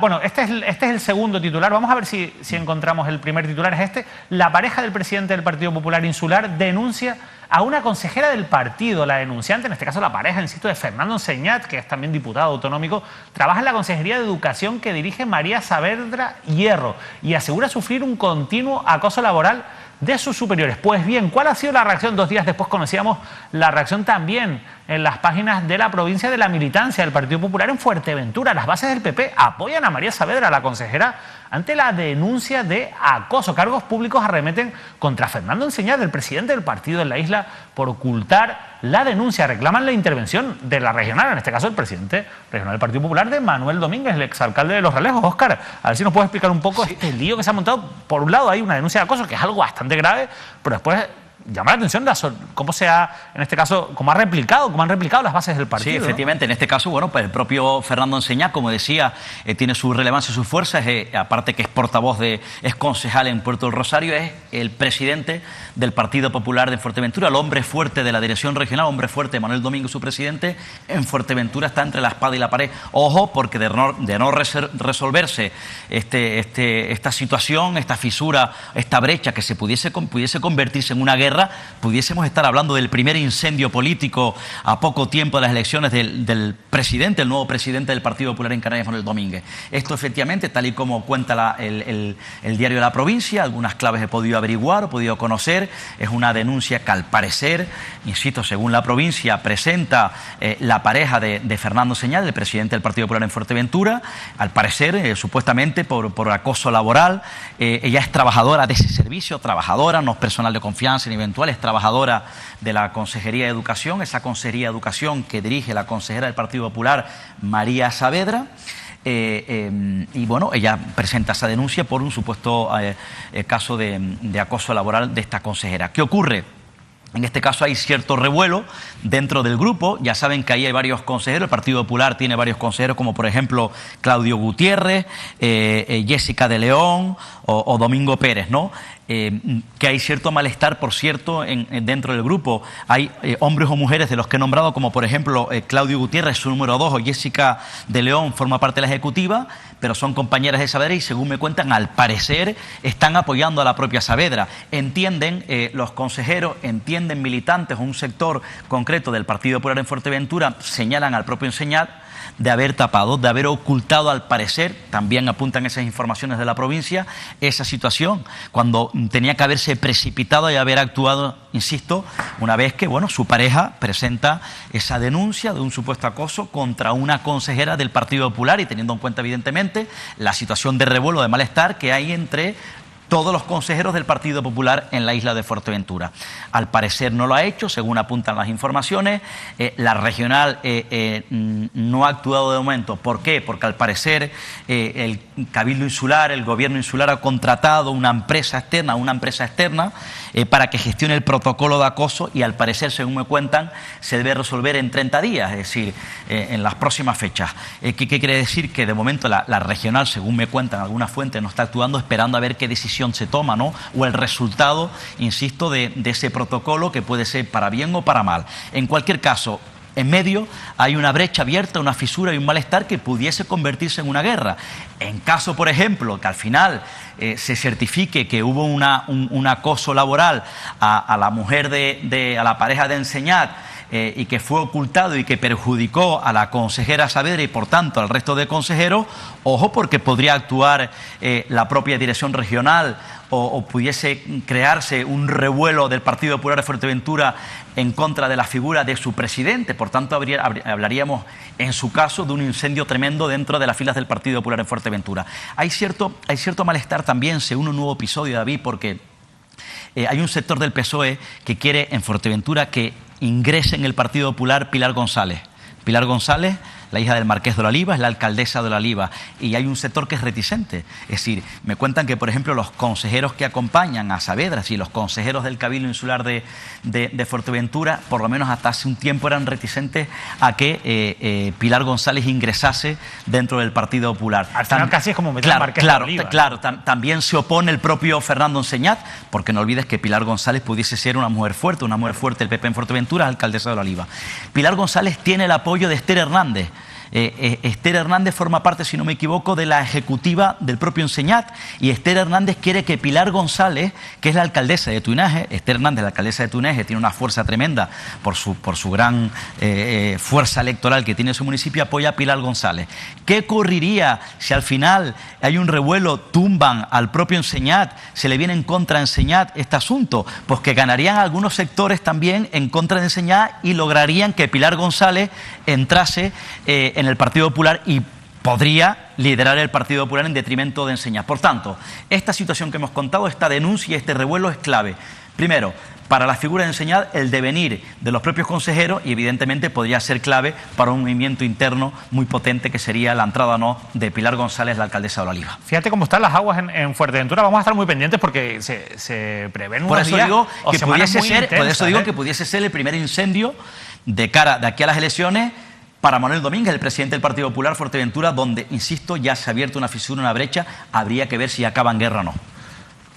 Partido Popular, crisis ahora con que se ha abierto, veremos cómo acaba esa denuncia de acoso, yo creo que eso es lo primero que se debería aclarar cuanto antes, pero problemas en el Partido Popular, Asamblea Majorera, bueno, pues ahí como siempre en un tira y afloja con Coalición Canaria, veremos qué ocurre, con problemas para Mario Cabrera también judiciales, sí, igual que problemas para el PSOE de Fuerteventura con Blas Acosta, sí, que también tiene en este caso pues un juicio también inminente a la vuelta de la esquina. Claro, ante esta situación, bueno, pues las aguas, como está ocurriendo en muchos lugares, pues en Fuerteventura pues bajan bastante sucias y no tenemos muy claro si esto se va a acabar arreglando de aquí a las elecciones, o veremos cómo puede desencadenar todo esto y al final quiénes serán los candidatos de cada partido. Pues, claro, y el comité regional, ¿no? La dirección regional del Partido Popular está a ver cómo canaliza este lío. De momento hay silencio dentro del Partido Popular sobre este asunto. Nosotros vamos a poner un poquito de silencio en la tertulia porque nos tenemos que ir a publicidad, nuestros anunciantes son fundamentales, pero fíjense, nada más volver, venimos con la última hora de la crónica política que nos trae Óscar Martín y que nos va a llevar desde Las Palmas de Gran Canaria para hablar de Augusto Hidalgo, que ya ha oficializado su candidatura al Cabildo de Gran Canaria por el PSOE. Hablaremos de Entacoronte, que se ha creado un nuevo partido con un ex del Partido Socialista. Siempre los líos del PSOE, ustedes saben, en elecciones, pues acaban generando nuevos partidos políticos. Lo habrá Entacoronte. El PP tiene problemas en el municipio de La Victoria de Acentejo, se ha quedado sin concejales con la renuncia de los 2 concejales que seguían en activo, y por supuesto vamos a hablar de Arona, donde tiene problemas el PSOE y donde Coalición Canaria se intenta rearmar, bueno, no dejando a nadie indiferente después de una asamblea este fin de semana donde prácticamente se ha convertido en una oda a la corrupción. Se lo contamos con calma después de la publicidad.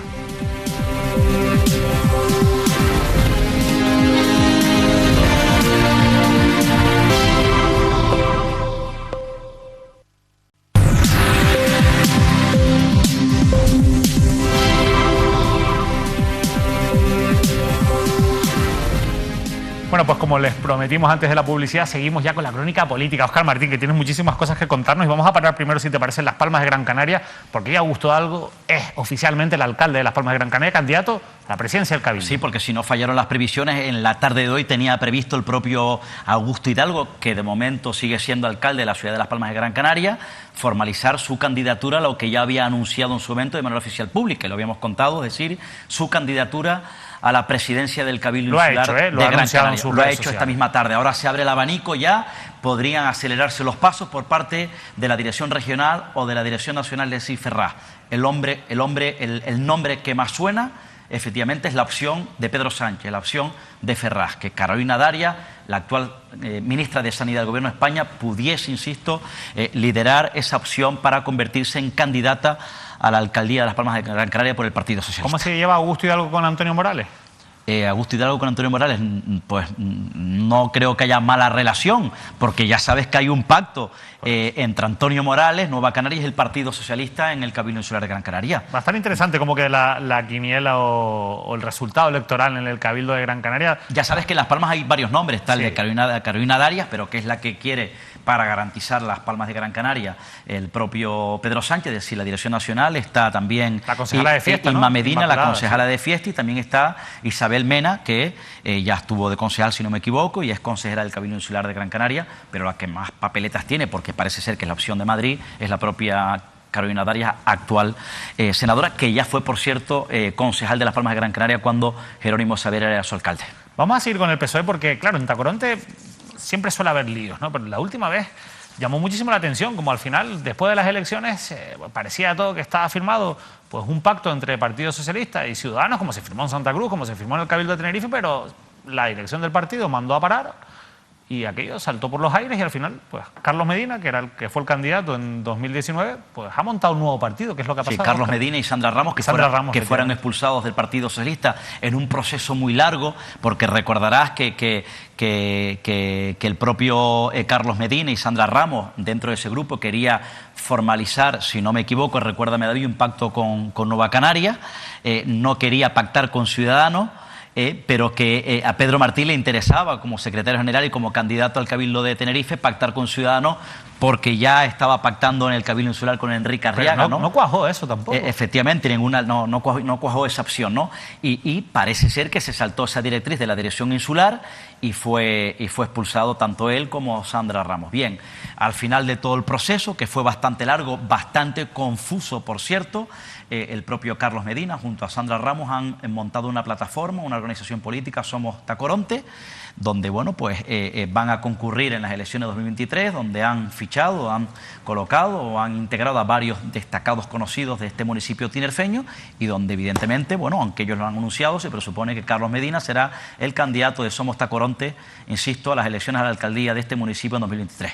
Tacoronte es un municipio muy interesante, también lo vamos a seguir de cerca, pero es que cerca de Tacoronte, valga la redundancia, se encuentra el municipio de La Victoria de Acentejo y allí ha habido crisis también en el Partido Popular, bueno, crisis en el sentido por lo menos se ha quedado sin concejales, ¿no? Yo no sé a qué se debe esto, pero la realidad es que los dos concejales que todavía mantenían su acta, bueno, pues han dimitido. Sí, han dimitido en también un fuego, se presuponía que era un fuego o un conato para el Partido Popular, ahora les cuento, han dimitido como concejales, bueno, un histórico, un conocido del Partido Popular en ese municipio de La Victoria, norte de Tenerife, Leopoldo García y Taisa Hernández. Leopoldo, que fue el mejor resultado que ha tenido el PP en La Victoria, lo consiguió en 2019. Sí, pues los dos han presentado su dimisión por motivos personales. Yo he hablado con el propio, yo he llamado telefónicamente al propio Leopoldo para explicarle evidentemente qué ha ocurrido. Él me dice en una conversación telefónica que bueno, que ellos ya hace tiempo que tenían tomada esa decisión, que habían pedido al partido que querían marcharse, que querían poner fin a su vida política, dedicarse a su trabajo, a su vida, a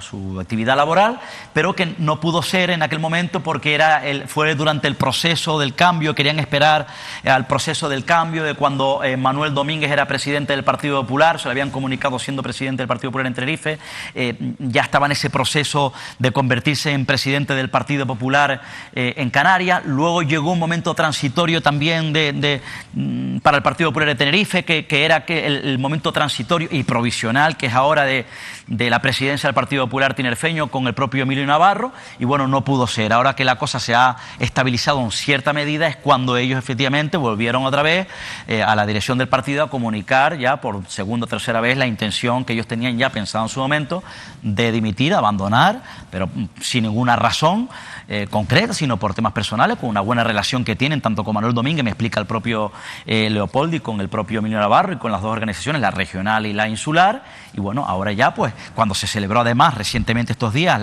la renovación del propio comité local del Partido Popular en La Victoria, pues ellos ya decidieron presentar su dimisión, ya se ha sido, y ahora habría que ver si corre la lista o no, quiénes serán los siguientes, insisto, en acceder y ostentar esas actas en este ayuntamiento. ¿Y cuál es la apuesta, digamos, para las próximas elecciones? Porque recordemos que en su momento fue Fermín Correa, que Fermín Correa acabó fatal con el Partido Popular, ahora pues se va Leopoldo García, que fue el candidato en las últimas elecciones. Bueno, veremos por qué apuesta el Partido Popular en La Victoria, pero te quiero preguntar por la agrupación socialista Gomera, porque también hay novedades. Por cierto, hoy nosotros les queríamos hablar... que Arona sabes que además ha habido cambios ahí. Sí, ahora con Arona vamos a terminar, no te preocupes, pero yo les quería comentar que hoy quería tratar un asunto que es importante, que es el de las tarifas aéreas, porque ustedes habrán notado este verano cómo los vuelos están bastante caros en general de las aerolíneas, y a nosotros, a los residentes canarios, en nuestros vuelos interinsulares y en nuestros vuelos con la península, bueno, pues no se está notando, y por lo menos no sé si ustedes tienen esa sensación, pero la realidad es que parece que no se nota ese descuento ya del 75% en el precio de los billetes. Yo les cuento una anécdota: he intentado sacar un vuelo para mediados de octubre para volver el domingo por la tarde de Madrid a Tenerife y me cuesta el vuelo más barato 100 y pico euros con el descuento de residente. Imagínense, a un peninsular le está costando casi 400 euros venir de la península un domingo de mediados de octubre. Bueno, la verdad es que la situación es bastante compleja y por esto ha querido preguntar la agrupación socialista Gomera en el Senado. Nosotros, aquí estamos viendo el titular de la noticia, le íbamos a preguntar hoy a Fabián Chinea, que es el senador de la agrupación socialista Gomera, que ha presentado esto, pero bueno, hoy había pleno en el Senado y aunque a estas horas, bueno, pues no sé hasta qué punto, tendría que mirarlo ahora, se sigue celebrando en el pleno en el Senado, pero bueno, Fabián no ha tenido tiempo, si se sigue celebrando el pleno, de salir a atendernos, y si no, bueno, pues de atendernos en cualquier caso. La verdad que es algo que a nosotros nos da mucha pena, porque quién mejor que él para explicar todo esto, y también un poco esa sensación de, oye, se le da la oportunidad a políticos para que visibilicen ese trabajo, y da la sensación de que a veces, bueno, pues que no quieren hablar con los medios de comunicación, o por lo menos esa es una sensación personal mía. Se los digo porque al final es una oportunidad para explicar ese trabajo, y bueno, una oportunidad perdida en este caso por el senador, por Fabián Chinea. Yo quería comentárselo porque me hubiera gustado poder profundizar en este asunto. Lo haremos en los próximos días en nuestros espacios informativos, pero yo te quería preguntar por Teresa Verástegui, porque leía el otro día en Diario de Avisos, Óscar, que Teresa Verástegui, la viceconsejera de Turismo, la viceconsejera que realizó aquel contrato famoso polémico, contamos aquí, al concejal, ex compañero de partido de La Laguna, Alfredo Gómez, donde se plagiaron pues párrafos de trabajos de fin de grado universitarios, entre otras cuestiones que fueron copiadas en ese informe que costó 15.000 euros. Bueno, pues Teresa Verástegui parece que, lejos de tener problemas con la dirección, en este caso, de la Agrupación Socialista Gomera, que es quien controla, Casimiro Curbelo, esa consejería de turismo, parece que tiene posibilidades de integrarse en el proyecto de Casimiro. Ya, bueno, no, ahí lo que han contado exactamente es que, bueno, que parece ser, tú sabes que ella formó parte de la Agrupación Socialista de La Gomera, es decir, ella fue colocada por el propio Casimiro Curbelo en esa consejería, ¿no? Lleva ya algún tiempo, como hemos contado, en la Agrupación Socialista de La Gomera. Lo que pasa es que la situación ha podido cambiar, porque tú sabes, la viceconsejera es la número 2 de Yaisa Castilla, la consejera de Turismo, que sí es una mujer fuerte de Casimiro Curbelo dentro de la Agrupación Socialista La Gomera.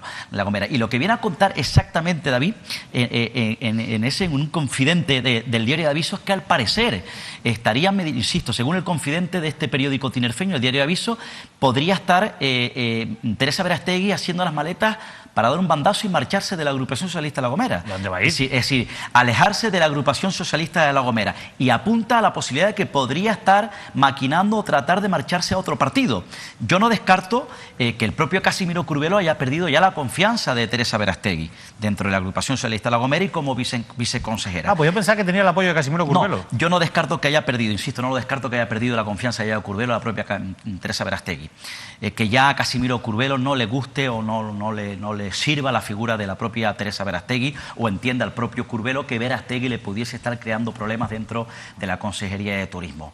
De hecho, a mí me cuentan que las relaciones entre la propia Yaisa Castilla y la propia Teresa Verástegui, esas relaciones están ya mermadas, la relación no es tan buena como tuvieron al comienzo. Pero apunta el propio confidente del Diario de Avisos que pudiese ya estar preparando las maletas para marcharse a otro partido. Tú me preguntarás, Óscar, ¿a qué partido? No lo sé, pero yo no descarto que Teresa Verástegui quiera formar parte o quiera integrarse en el Partido Popular. No quiero decir que vaya a acabar en el Partido Popular, pero yo no descarto que ella quiera acercarse al Partido Popular de Tenerife. Si está haciendo las maletas será por algo, ¿no? Vamos a seguir muy pendientes. Habría que ver efectivamente el recorrido. Confidente de Diario de Avisos, la verdad que me sorprende, porque yo pensaba que ella tenía el respaldo de Casimiro Curbelo. Sí tenía la sensación de que ese pulso con Yaisa Castilla lo había perdido, pero de ahí a tener que abandonar el partido, bueno, veremos cómo acaba. Date cuenta que efectivamente ya fue una de las fundadoras, fue una de las primeras que apareció en Ciudadanos, se marchó, sí. Creando pues una guerra interna, una fisura, una división interna. Luego se acercó a la Agrupación Socialista de La Gomera a través de ese partido de Casimiro, se convirtió en viceconsejera. Por tanto, ahora habría que ver, en caso de que al final, efectivamente, como dice el confidente del Diario de Avisos, se marche del entorno de ACG, habría que ver su futuro, a dónde acabaría. Insisto, yo no descarto que acabe coqueteando con el Partido Popular de la isla de Tenerife. Vamos a hablar del Partido Socialista en Arona. Vamos a hablar de Arona un poco rápidamente, Óscar, en este final de la crónica política, pero dimisiones en el PSOE de Arona una vez que se ha confirmado que José Julián Mena va a ser el candidato del Partido Socialista. Sí, efectivamente, ese día ya cuando reunía el aval, ¿no? Para convertirse en candidato del Partido Socialista, que será ya de manera oficial, se puede contar efectivamente, candidato del Partido Socialista a la alcaldía de Arona, una plaza importante, de una mayoría absoluta importante para la dirección regional y nacional del Partido Socialista. Pero, Óscar, después, permítame que te interrumpa, después de la persecución de la dirección del partido contra José Julián Mena, al que incluso realizaron graves acusaciones que después se demostraron sin fundamento, en este caso la investigación que en su momento realizó la Fiscalía, ¿tú qué crees que ha pasado para que José Julián Mena acepte volver al partido o seguir en el partido? Nunca se llegó a ir, pero es curioso ser el candidato. Porque efectivamente has dado una clave. El Partido Socialista casi se carga de un plumazo esa mayoría absoluta, que la mayoría absoluta, insisto, para que la gente lo sepa, que tiene Arona, es clave para el Cabildo Insular, es clave para el Partido Socialista en Canarias. Bien, el Partido Socialista se alineó en cierta medida con los detractores del propio Mena. Recordará, de hecho, llegó a fijar o a mirar a Dácil León, que era contraria a José Julián Mena, es decir, cargarse a José Julián Mena y a lo suyo, y mirar a Dácil de León, que era contraria a Mena, para que fuese ella la candidata. Fíjense el cambio que ha dado. Ángel Víctor Torres le hace ya en el último comité regional un guiño definitivo al propio Mena, ya viene a insinuar que Mena será el candidato, se proclama, por tanto, se formaliza la candidatura de Mena a la alcaldía de Arona, y ese mismo día los detractores que todavía tienen competencia en el gobierno mandan un comunicado y dimiten de sus competencias, es decir, dimiten de esa responsabilidad como miembros del gobierno municipal. Eran pues algunos díscolos como Llurena García, Pura Martín, Elena Cabello o José Luis Gómez. ¿Qué ocurre? Ellos dicen que efectivamente se tienen que marchar, ojo, mantienen sus actas de concejales, que se tienen que marchar porque ya Mena había sido formalizado como candidato, cuando sin embargo la dirección regional y la dirección insular habían dicho que la candidata era Dácil de León, que en su momento ha venido liderando a este grupo de díscolos de concejales del PSOE en este municipio del sur de Tenerife. La verdad que el municipio del sur de Tenerife, de Arona, va a seguir dando que hablar. Yo, de verdad, o sea, tengo que preguntarle a Pedro Martín, tengo que preguntarle a Mena directamente qué es lo que ha pasado, porque aquí se habló mucho de ese conflicto, pero se ha hablado poco de cómo ha sido la reconciliación, y evidentemente aquí ha tenido que haber un contrato no escrito, vamos a decirlo así, entre las dos partes. Hombre, vamos a ver, ya sabes ¿no? Que también se habló de que pudiese estar coqueteando Mena con Nueva Canaria, sí. Pero Mena sabe que efectivamente para lograr una mayoría absoluta o para tratar de mantener ese peso electoral político en su municipio, que insisto, le costó recuperar ese poder, esa mayoría absoluta que antes era Coalición Canaria, sabe evidentemente que tiene que estar bajo el aparato del Partido Socialista. Pero ahí has dado una clave, porque al final Arona siempre ha sido un municipio tradicionalmente gobernado por Coalición Canaria, y fue la corrupción que afectó a Coalición Canaria, en concreto a su cabeza visible, a José Alberto González Reverón, la que, bueno, pues le dio la oportunidad al Partido Socialista de conseguir una mayoría que después ha consolidado con esa mayoría absoluta que tiene José Julián Mena. Bueno, pues Coalición Canaria lógicamente está en ese proceso de rearmarse, pero fíjense, todos los concejales de Coalición Canaria, que si no me equivoco son 4, habían dimitido a lo largo del presente mandato. Se habían ido de Coalición Canaria, una crisis tremenda, y el partido, bueno, pues ahora de cara a las elecciones... Se desmoronó absolutamente. Efectivamente, se quiere rearmar, ¿no? Y celebran una asamblea. Bueno, ¿y qué ocurre en esa asamblea? Que ellos no ocultan, lo han publicado en una nota de prensa, lo han publicado en sus redes sociales. Bueno, vean este tuit, porque yo creo que lo explica a la perfección. Coalición se rearma en Arona en una masiva asamblea y con la presencia de 4 exalcaldes del municipio. Este es, digamos, como el titular.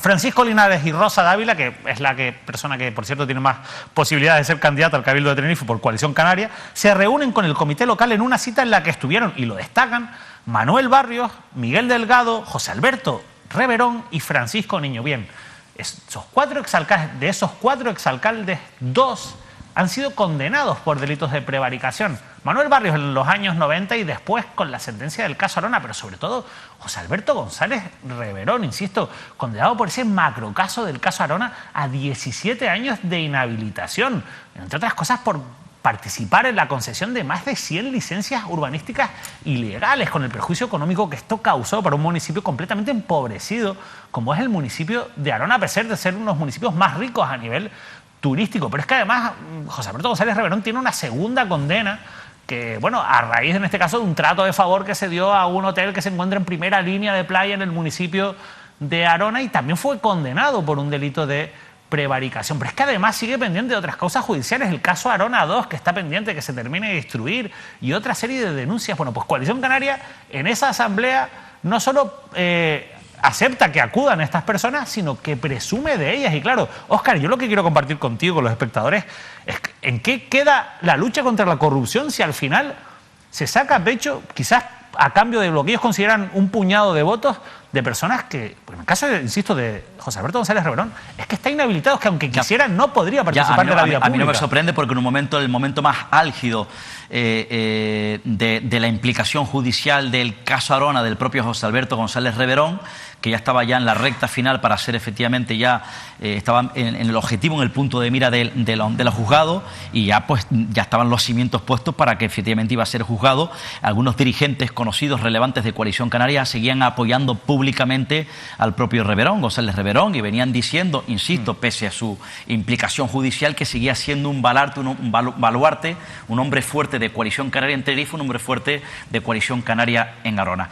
Pues, ¿qué conclusión saco yo ahora, conociendo efectivamente ese apoyo de la dirección del partido, algunos dirigentes, insisto, que fueron ya condenados? Pues que Coalición Canaria está absolutamente desesperada en Arona y quiere recomponer como sea, insisto, esta agrupación política en este municipio, porque efectivamente el tiempo corre, se acercan las elecciones y tiene que recomponerlo, porque el fracaso sería no recomponer una organización que gobernó con mayoría absoluta y no tener peso suficiente para por lo menos extraer algún voto, sacar algún voto en este municipio. No parecen los mejores mimbres para esa reconstrucción, pero bueno, veremos en qué queda. Decías que el tiempo corre también para este programa. Entramos en la recta final, pero hay un asunto que queríamos tratar porque también lo hemos informado de él en varias ocasiones, y es la situación de la mayor residencia de Canarias, que es el Hogar Santa Rita, en el norte de Tenerife, en el puerto de la Cruz.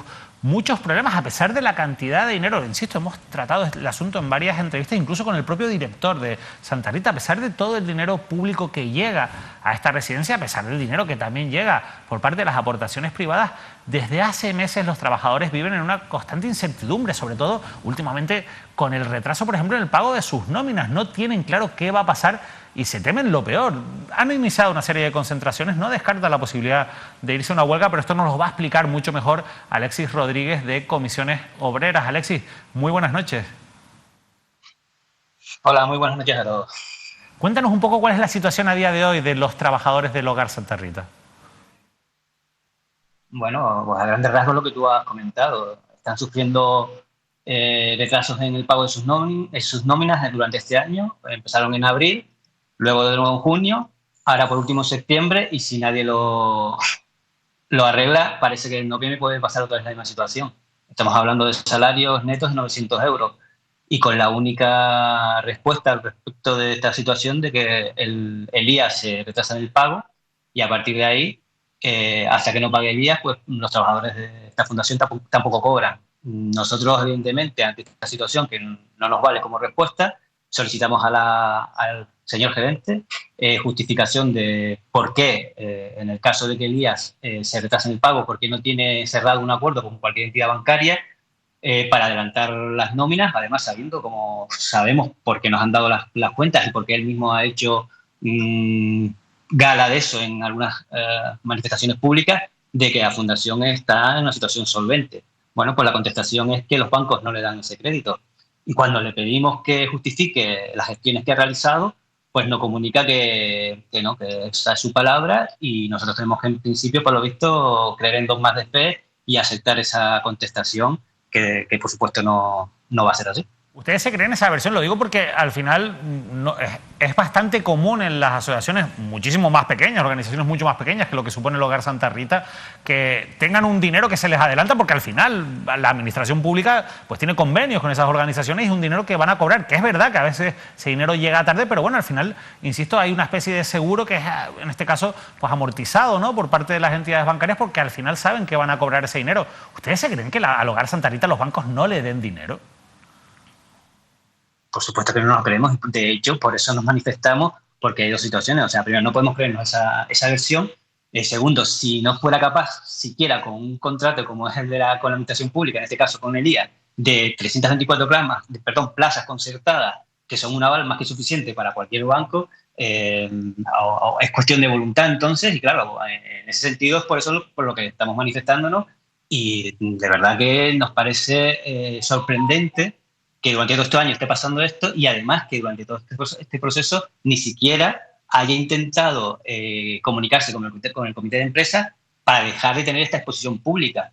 Y en ese sentido también nosotros hemos solicitado una reunión con el patronato, porque entendemos que el patronato en esta situación también tendría que formar parte de esta, digamos, justificación de lo que está pasando.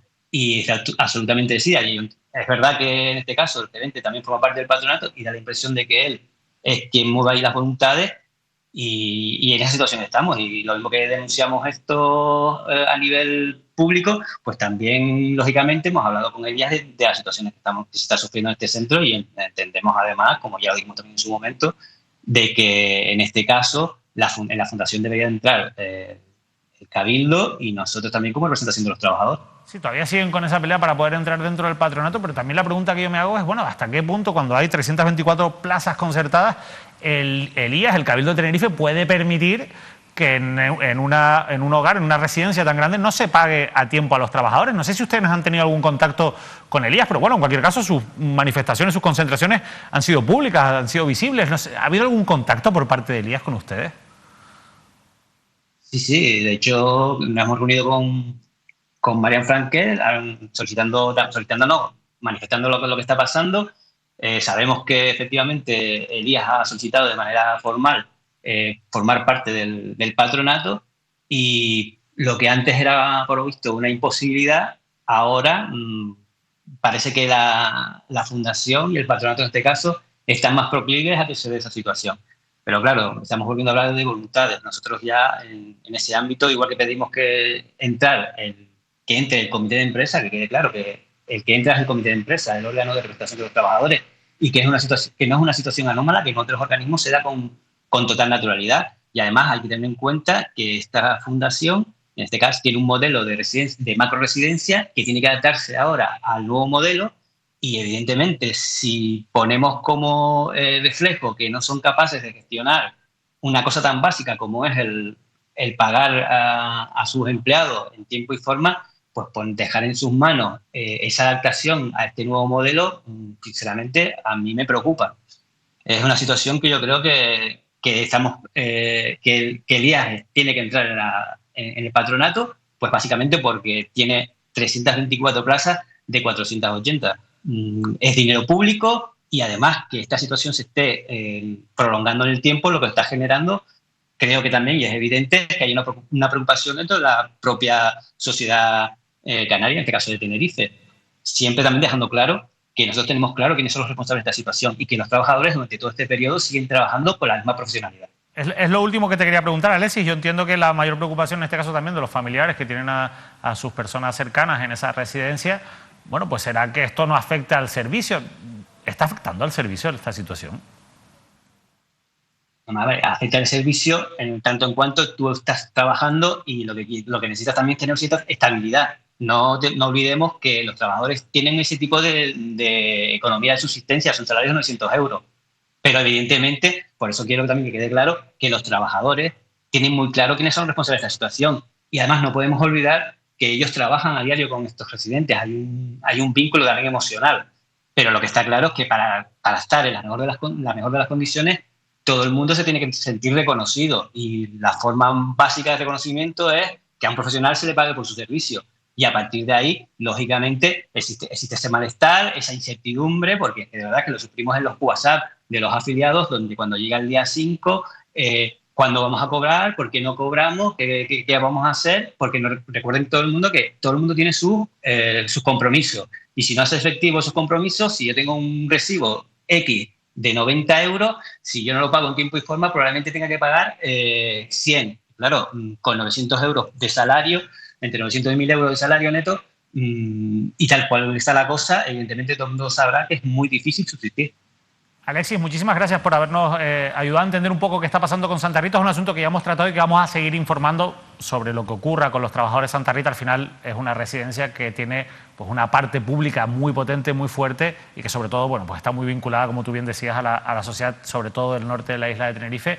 Alexis, muchas gracias y mucha suerte. Ojalá que se solucione, pero si no, ustedes saben que tienen aquí pues el altavoz de Mírame Televisión pues, para seguir contando lo que está ocurriendo. Muchas gracias. Nosotros nos vamos a fijar en el empeño de garantizar los salarios y la atención de calidad a los residentes. Pues muchas gracias, Alexis. Sin duda, preocupación, lógicamente, con lo que ocurre en Santa Rita. Óscar, estamos ya, como decía, en la recta final. Vamos, si te parece, con una serie de titulares que nos ha dejado la actualidad en los últimos días y los vamos comentando, porque sigue habiendo bastante polémica en torno al Cabildo de Tenerife y esa decisión de impulsar un circuito del motor en la isla. La última noticia la publicaba Canarias Ahora y ha generado bastante malestar, sobre todo lo hemos palpado en las redes sociales. El Cabildo de Tenerife se gasta 400.000 euros en promocionar el circuito del motor con un piloto de Fórmula 1. La institución insular contrata a una empresa, en este caso es que es la única que dispone de las autorizaciones necesarias para gestionar la imagen del piloto profesional Carlos Sainz Jr., quien será embajador de la marca Tenerife Circuito del Motor. Óscar, ¿seguimos viendo gasto de dinero público que se va en este proyecto? Esto a la gente no le termina de convencer. Hay una sociedad que está dividida en torno al proyecto, pero yo creo que lo que todos estamos de acuerdo es en que, oye, esto tampoco puede ser un sumidero de dinero público que después no sea rentable. Me parece un despilfarro absoluto, ¿no? Me parece que este es un titular sangrante para la realidad económica y social, la realidad social que está sufriendo en estos momentos la isla de Tenerife. No entiendo por qué se empecina el gobierno insular, insisto, en este proyecto y en despilfarrar tanto dinero. La verdad que ahí están Pedro Martín y Enrique Arriaga, que han hipotecado parte de su futuro, me vas a permitir decirlo así, en este proyecto, y no sé si es una jugada que le saldrá bien o no. En cualquier caso, no sé qué va a pasar con Enrique Arriaga. Aprovecho para preguntarte, ¿tú qué crees que va a pasar con Enrique Arriaga? Bueno, Enrique Arriaga ya parece que ha montado una plataforma en las redes, tratando de sondear, de escuchar a los ciudadanos, de consultar sensaciones. Pues no lo sé, Enrique Arriaga podría tratar de llegar hasta el final en Ciudadanos, pero es que Ciudadanos ya tiene los días y las horas contadas, ¿no? En el Partido Socialista no va a integrarse efectivamente Enrique Arriaga, el PSOE no quiere a Enrique Arriaga, porque además no creo yo que Enrique Arriaga quiera estar en el PSOE, son ideologías contrapuestas. En Coalición Canaria ya me contarás, en el Partido Popular pues ya me contarás. Pues no descarto que trate de coquetear quizás con Nueva Canarias. Veremos, porque hay muchos asuntos pendientes todavía, sobre todo que tienen que ver con Ciudadanos, porque Ciudadanos es un muerto viviente, como tú bien dices, pero claro, ¿quién se va a quedar en ese barco que se está hundiendo? Bueno, creo que poquita gente, por lo menos en Canarias a nivel nacional, bueno, un poquito ese es el futuro que parece de Ciudadanos, que poco a poco va a ir desapareciendo del mapa, por lo menos en todas las comunidades, no sé si en Cataluña, donde tiene mayor músculo, se podrá resistir con un mejor resultado, pero vamos a seguir con otro asunto de actualidad, porque fíjense, del futuro de Ciudadanos que pinta muy negro, al de Nueva Canarias, que por lo menos pinta gris. Pinta gris lo digo porque la última noticia que hemos conocido, ustedes saben que en su momento se declaró la expulsión del partido del registro de Nueva Canarias, el registro de partidos, por una serie de incumplimientos, pero también, en este caso por no adaptar sus estatutos a la nueva ley, el Tribunal de Cuentas ha sancionado con 50.000 euros a Nueva Canarias por no presentar sus cuentas anuales en 2018 y 2019. La situación de Nueva Canarias, el hacer las cosas mal, le sigue generando problemas económicos. Por otro lado, el partido de Román Rodríguez intenta dar la sensación de que aquí no pasa nada, incluso se ha presentado un recurso de nulidad para anular esa sentencia que en su momento pues conllevó que fueran expulsados del registro de partidos. Son recursos que es muy difícil que puedan tener éxito, pero bueno, es la carta que está jugando Nueva Canarias. Óscar, ¿tú crees que esto le va a pasar factura a Nueva Canarias, esta situación? Hombre, evidentemente en este caso, bueno, pues el recorrido, la travesía orgánica, es decir, del partido para afrontar unas elecciones, pese a que ya se han adscrito una nueva marca para tratar efectivamente de mantener la organización política y, por tanto, mantenerse políticamente y poder presentarse en 2023, teniendo en cuenta que, bueno, Román Rodríguez es el presidente, que es el vicepresidente del gobierno, que es el consejero de Hacienda, y este enredo, efectivamente, un partido que tiene que estar con bastante solvencia, teniendo en cuenta que gobierna en esta comunidad autónoma, que gobierna en el Cabildo Insular, que gobierna en la ciudad de Las Palmas y en algunos municipios, pues efectivamente yo entiendo que sí le puede pasar factura. O por lo menos, cuanto menos, la ciudadanía lo está mirando, insisto, con lupa. Nueva Canarias, que, hombre, un partido que tiene su origen en Gran Canaria, pero que se está extendiendo por Tenerife. Hemos visto los últimos movimientos, gobierna en instituciones claves. Es decir, primero que ha tenido una representación en el Congreso de los Diputados con Pedro Quevedo, gobierna en la ciudad de Las Palmas con el propio Pedro Quevedo, es el vicepresidente en el Pacto de las Flores, Gobierno de Canarias, y consejero de Hacienda responsable de las cuentas, y en el Cabildo Insular de Gran Canaria con Antonio Morales. Y en algún municipio como Tacoronte, efectivamente, donde ya ha presentado además su comité local en Santa Cruz de Tenerife, donde ya ha anunciado que se va a presentar. Por tanto, un partido que tiene esa representación, que tiene esa responsabilidad de gestionar el dinero público ya, y que lo pueda tener o que lo vaya a seguir teniendo, pero en una situación también interna dentro del partido que cuanto menos está en entredicha, los ciudadanos efectivamente, insisto, lo están mirando de reojo y puede tener consecuencias, por supuesto. Vamos a mantenernos en Gran Canaria porque vamos a hacer una parada en el municipio de Telde para que conozcan esta noticia que ha pasado bastante desapercibida. Yo me enteraba pues, leyendo las páginas, en este caso, del periódico Canarias 7 este fin de semana, y fue una sentencia, una condena que tuvo lugar el pasado viernes, 1 año y 6 meses de prisión para un exedil del Partido Popular por dañar un yacimiento arqueológico. Domingo Ramírez, que se conformó con la pena, deberá demoler las obras realizadas en una parcela de su propiedad en Tara y pagar 2.160 euros de multa. Una sentencia de conformidad. Se celebró el juicio y lo que hizo, bueno, esto suele ser bastante habitual, en este caso el exconcejal Domingo Ramírez del Partido Popular, fue aceptar la pena que le ofrecía la Fiscalía, 1 año y 6 meses, lo que le evitaba o le permitía, bueno, pues no correr el riesgo de tener una pena de más de 2 años, que ustedes saben que una pena de más de 2 años no se puede suspender, tendría que entrar en prisión, y de esta manera lo que ha conseguido es rebajar la pena por debajo de 2 años, no tiene antecedentes penales y por tanto lo previsible es que lógicamente se suspenda esa pena. Por eso al final se declara culpable, acepta la sentencia de conformidad, pero a mí lo que más me llama la atención de todo esto es que esta es la primera sentencia que se conoce en Canarias por dañar un yacimiento arqueológico, algo que hasta ahora siempre ha estado en segundo plano, que no parecía importante, pero que sin embargo empieza a tener también repercusiones en los juzgados, porque ya la tenía lógicamente con el Código Penal en la mano, pero aquí en este caso ha sido el Cabildo de Gran Canaria el que ha impulsado este expediente, el que en su momento pues realizó la primera sanción y que al final lo ha llevado a los tribunales, de manera que ha acabado con esta sentencia. Ojo con destruir yacimientos arqueológicos, voy a hacer un guiño porque hay que hacerlo a lo que está ocurriendo en el sur de Tenerife, en el puertito de ABG, porque allí ya hay un expediente abierto precisamente contra la empresa promotora por haber destruido yacimientos arqueológicos. No sé si puede tener responsabilidad penal o no esa actuación, pero lo cierto es que cuidado, que antes no le daban mucha importancia a esto, Óscar, y al final pues te puede acabar con una condena de cárcel, ¿no? Como no le daban importancia hace unos años a los vertidos ilegales, totalmente, a los atentados ecológicos, donde ya efectivamente el panorama ha cambiado porque la Fiscalía de Medio Ambiente de Santa Cruz de Tenerife actuó y hay algunos cargos públicos, alcaldes o alcaldesas, que están inmersos en algunas causas judiciales. Hablabas de los vertidos y vamos a también vamos a seguir de cerca esos temas porque volvemos a estar rodeados de microalgas. Hoy se han cerrado las playas en el municipio de Granadilla de Abona y la semana pasada veíamos la situación en Candelaria.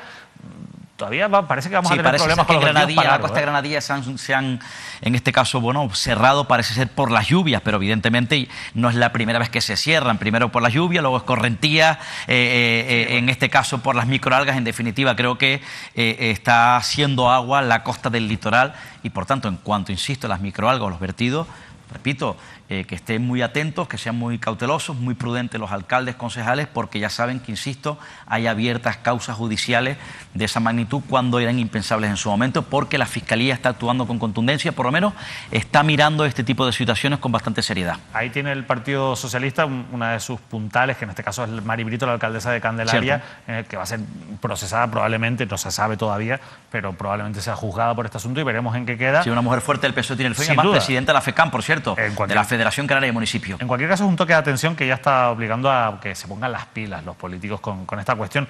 Y yo quería cerrar el programa, Óscar, con un asunto, porque el otro día estaba aquí Carlos Sosa, el director de Canarias Ahora, con nosotros, y le preguntábamos, oye, ¿qué pasa con el caso Reparos? ¿No? Hablábamos un poquito de la situación judicial de Pedro Sanginés en Lanzarote, de Mario Cabrera en Fuerteventura, hablamos de los problemas judiciales que tiene Coalición Canaria. No es el único partido que tiene problemas judiciales, pero tiene problemas judiciales muy candentes.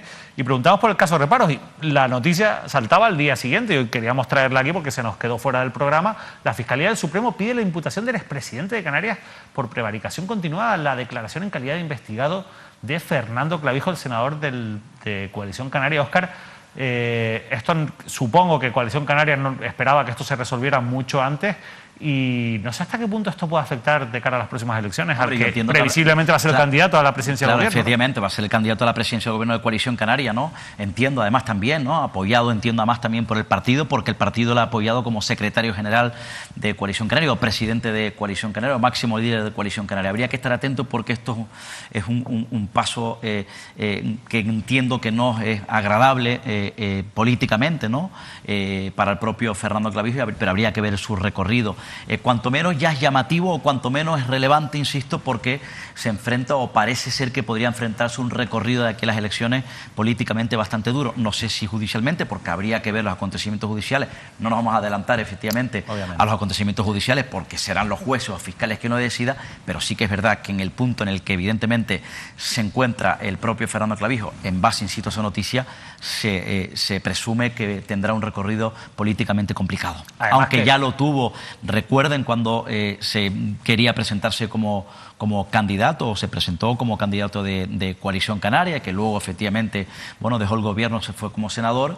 En aquella época donde lo iban a decidir, Coalición Canaria, la organización de Coalición Canaria, ya estaba en un momento complicado judicialmente, ¿no? En este caso, llamado caso Grúa. Claro, pero el caso Grúa no llegó tan lejos. Es decir, Fernando Clavijo ni siquiera tuvo que ir a declarar porque se archivó directamente por el Tribunal Supremo. Porque aquí, recuerden en este incluso caso, que le dificultaba la posibilidad de pactos con el Partido Popular, Casimiro Curbelo y la propia ciudadana Vidina Espino, porque Vidina Espino, ahora cercana, por cierto, a Coalición Canaria, ponía como condición que no pactarían con una persona imputada. La posición complicada a nivel político, insisto, aunque Ciudadanos ya no está en el mapa, pero no va a estar probablemente. Habría que ver efectivamente el recorrido judicial de un proceso que es complicado, pero sí que puede largo en el tiempo, pero políticamente parece difícil de aquí a 2023 para la propia figura de Clavijo. Puede tener consecuencias a corto plazo, lo digo porque ya Fernando Clavijo ha dicho que quiere renunciar a su aforamiento. Esto realmente técnicamente no es posible, no se puede renunciar al aforamiento. Lo que sí que puede hacer para evitar ese suplicatorio, ahora saben que el Tribunal Supremo tiene que pedirle permiso al Senado para que autorice a poder investigar por su condición de aforado a Fernando Clavijo y para que pueda declarar, y ahí tiene que haber una votación en el Senado. Bueno, pues para evitar todo ese trámite, lo que sí que podría estar barajando Fernando Clavijo es dimitir como senador, dar un paso a un lado, evitar eso. Recordemos que Fernando Clavijo es senador por la comunidad autónoma, no es un senador electo o votado directamente por los parlamentarios, claro. por el Parlamento de Canarias. Por el Parlamento de Canarias, entonces en ese sentido sí que podría haber novedades, no lo sé, veremos lo que ocurre. El próximo lunes estará en Canarias al Día Santiago Pérez, que es el denunciante de este asunto, para que nos ayude a entender qué es lo que puede ocurrir ahora. Porque si dimite como senador, ¿no?, dejaría de estar aforado. Claro, en ese caso sí. En caso lo instruiría un juzgado de instrucción. Volvería efectivamente un juzgado de instrucción. A la Laguna, pero claro, eso retrasaría aún más la causa. Supuestamente Clavijo lo que dice en los medios de comunicación públicamente es que él quiere que esto se resuelva cuanto antes, y si quiere que se resuelva cuanto antes, lo más rápido es que esto ya lo termine de instruir el Tribunal Supremo. Veremos, insisto, porque una cosa son las políticas de comunicación, las estrategias de comunicación, y otras son las estrategias procesales y jurídicas, que a veces no van por el mismo camino. Óscar Martín, ha sido un placer repasar contigo de nuevo la actualidad informativa. Ha sido un programa intenso, pero llevamos 1 hora y 42 minutos aquí, bueno, pues alegando un poco de lo que ocurre a nuestro alrededor. Efectivamente, porque la actualidad es bastante intensa y además podemos augurar que será a partir de ahora cada vez más intensa. Nada, muchas gracias, David, buenas noches a todos. Se echa de menos a Manuel Artiles, pero bueno, muy pronto estará con nosotros aquí, un poco liderando esta nave, ¿no?, para poder seguir contándoles lo que ocurre y poder conocer también su opinión. Desde aquí le mandamos un saludo, como se lo mandamos a todos ustedes. Esperamos que pasen una feliz noche. Sigan pendientes de Mírame Televisión, sigan pendientes de esas novedades que les vamos a contar. Hoy les hemos contado, les hemos avanzado un poco cómo va a ser esa nueva imagen de Mírame Televisión, muy vinculada con nuestra tierra, con nuestros volcanes, con la isla de La Palma, pero también les vamos a contar muchísimo sobre los nuevos contenidos a nivel informativo, a nivel de entretenimiento. De verdad, tenemos muchísimas sorpresas, estamos trabajando duro. Octubre va a ser un mes intenso, un mes de muchas novedades en esta casa. De momento, sigan con nuestra programación habitual y que pasen una feliz noche.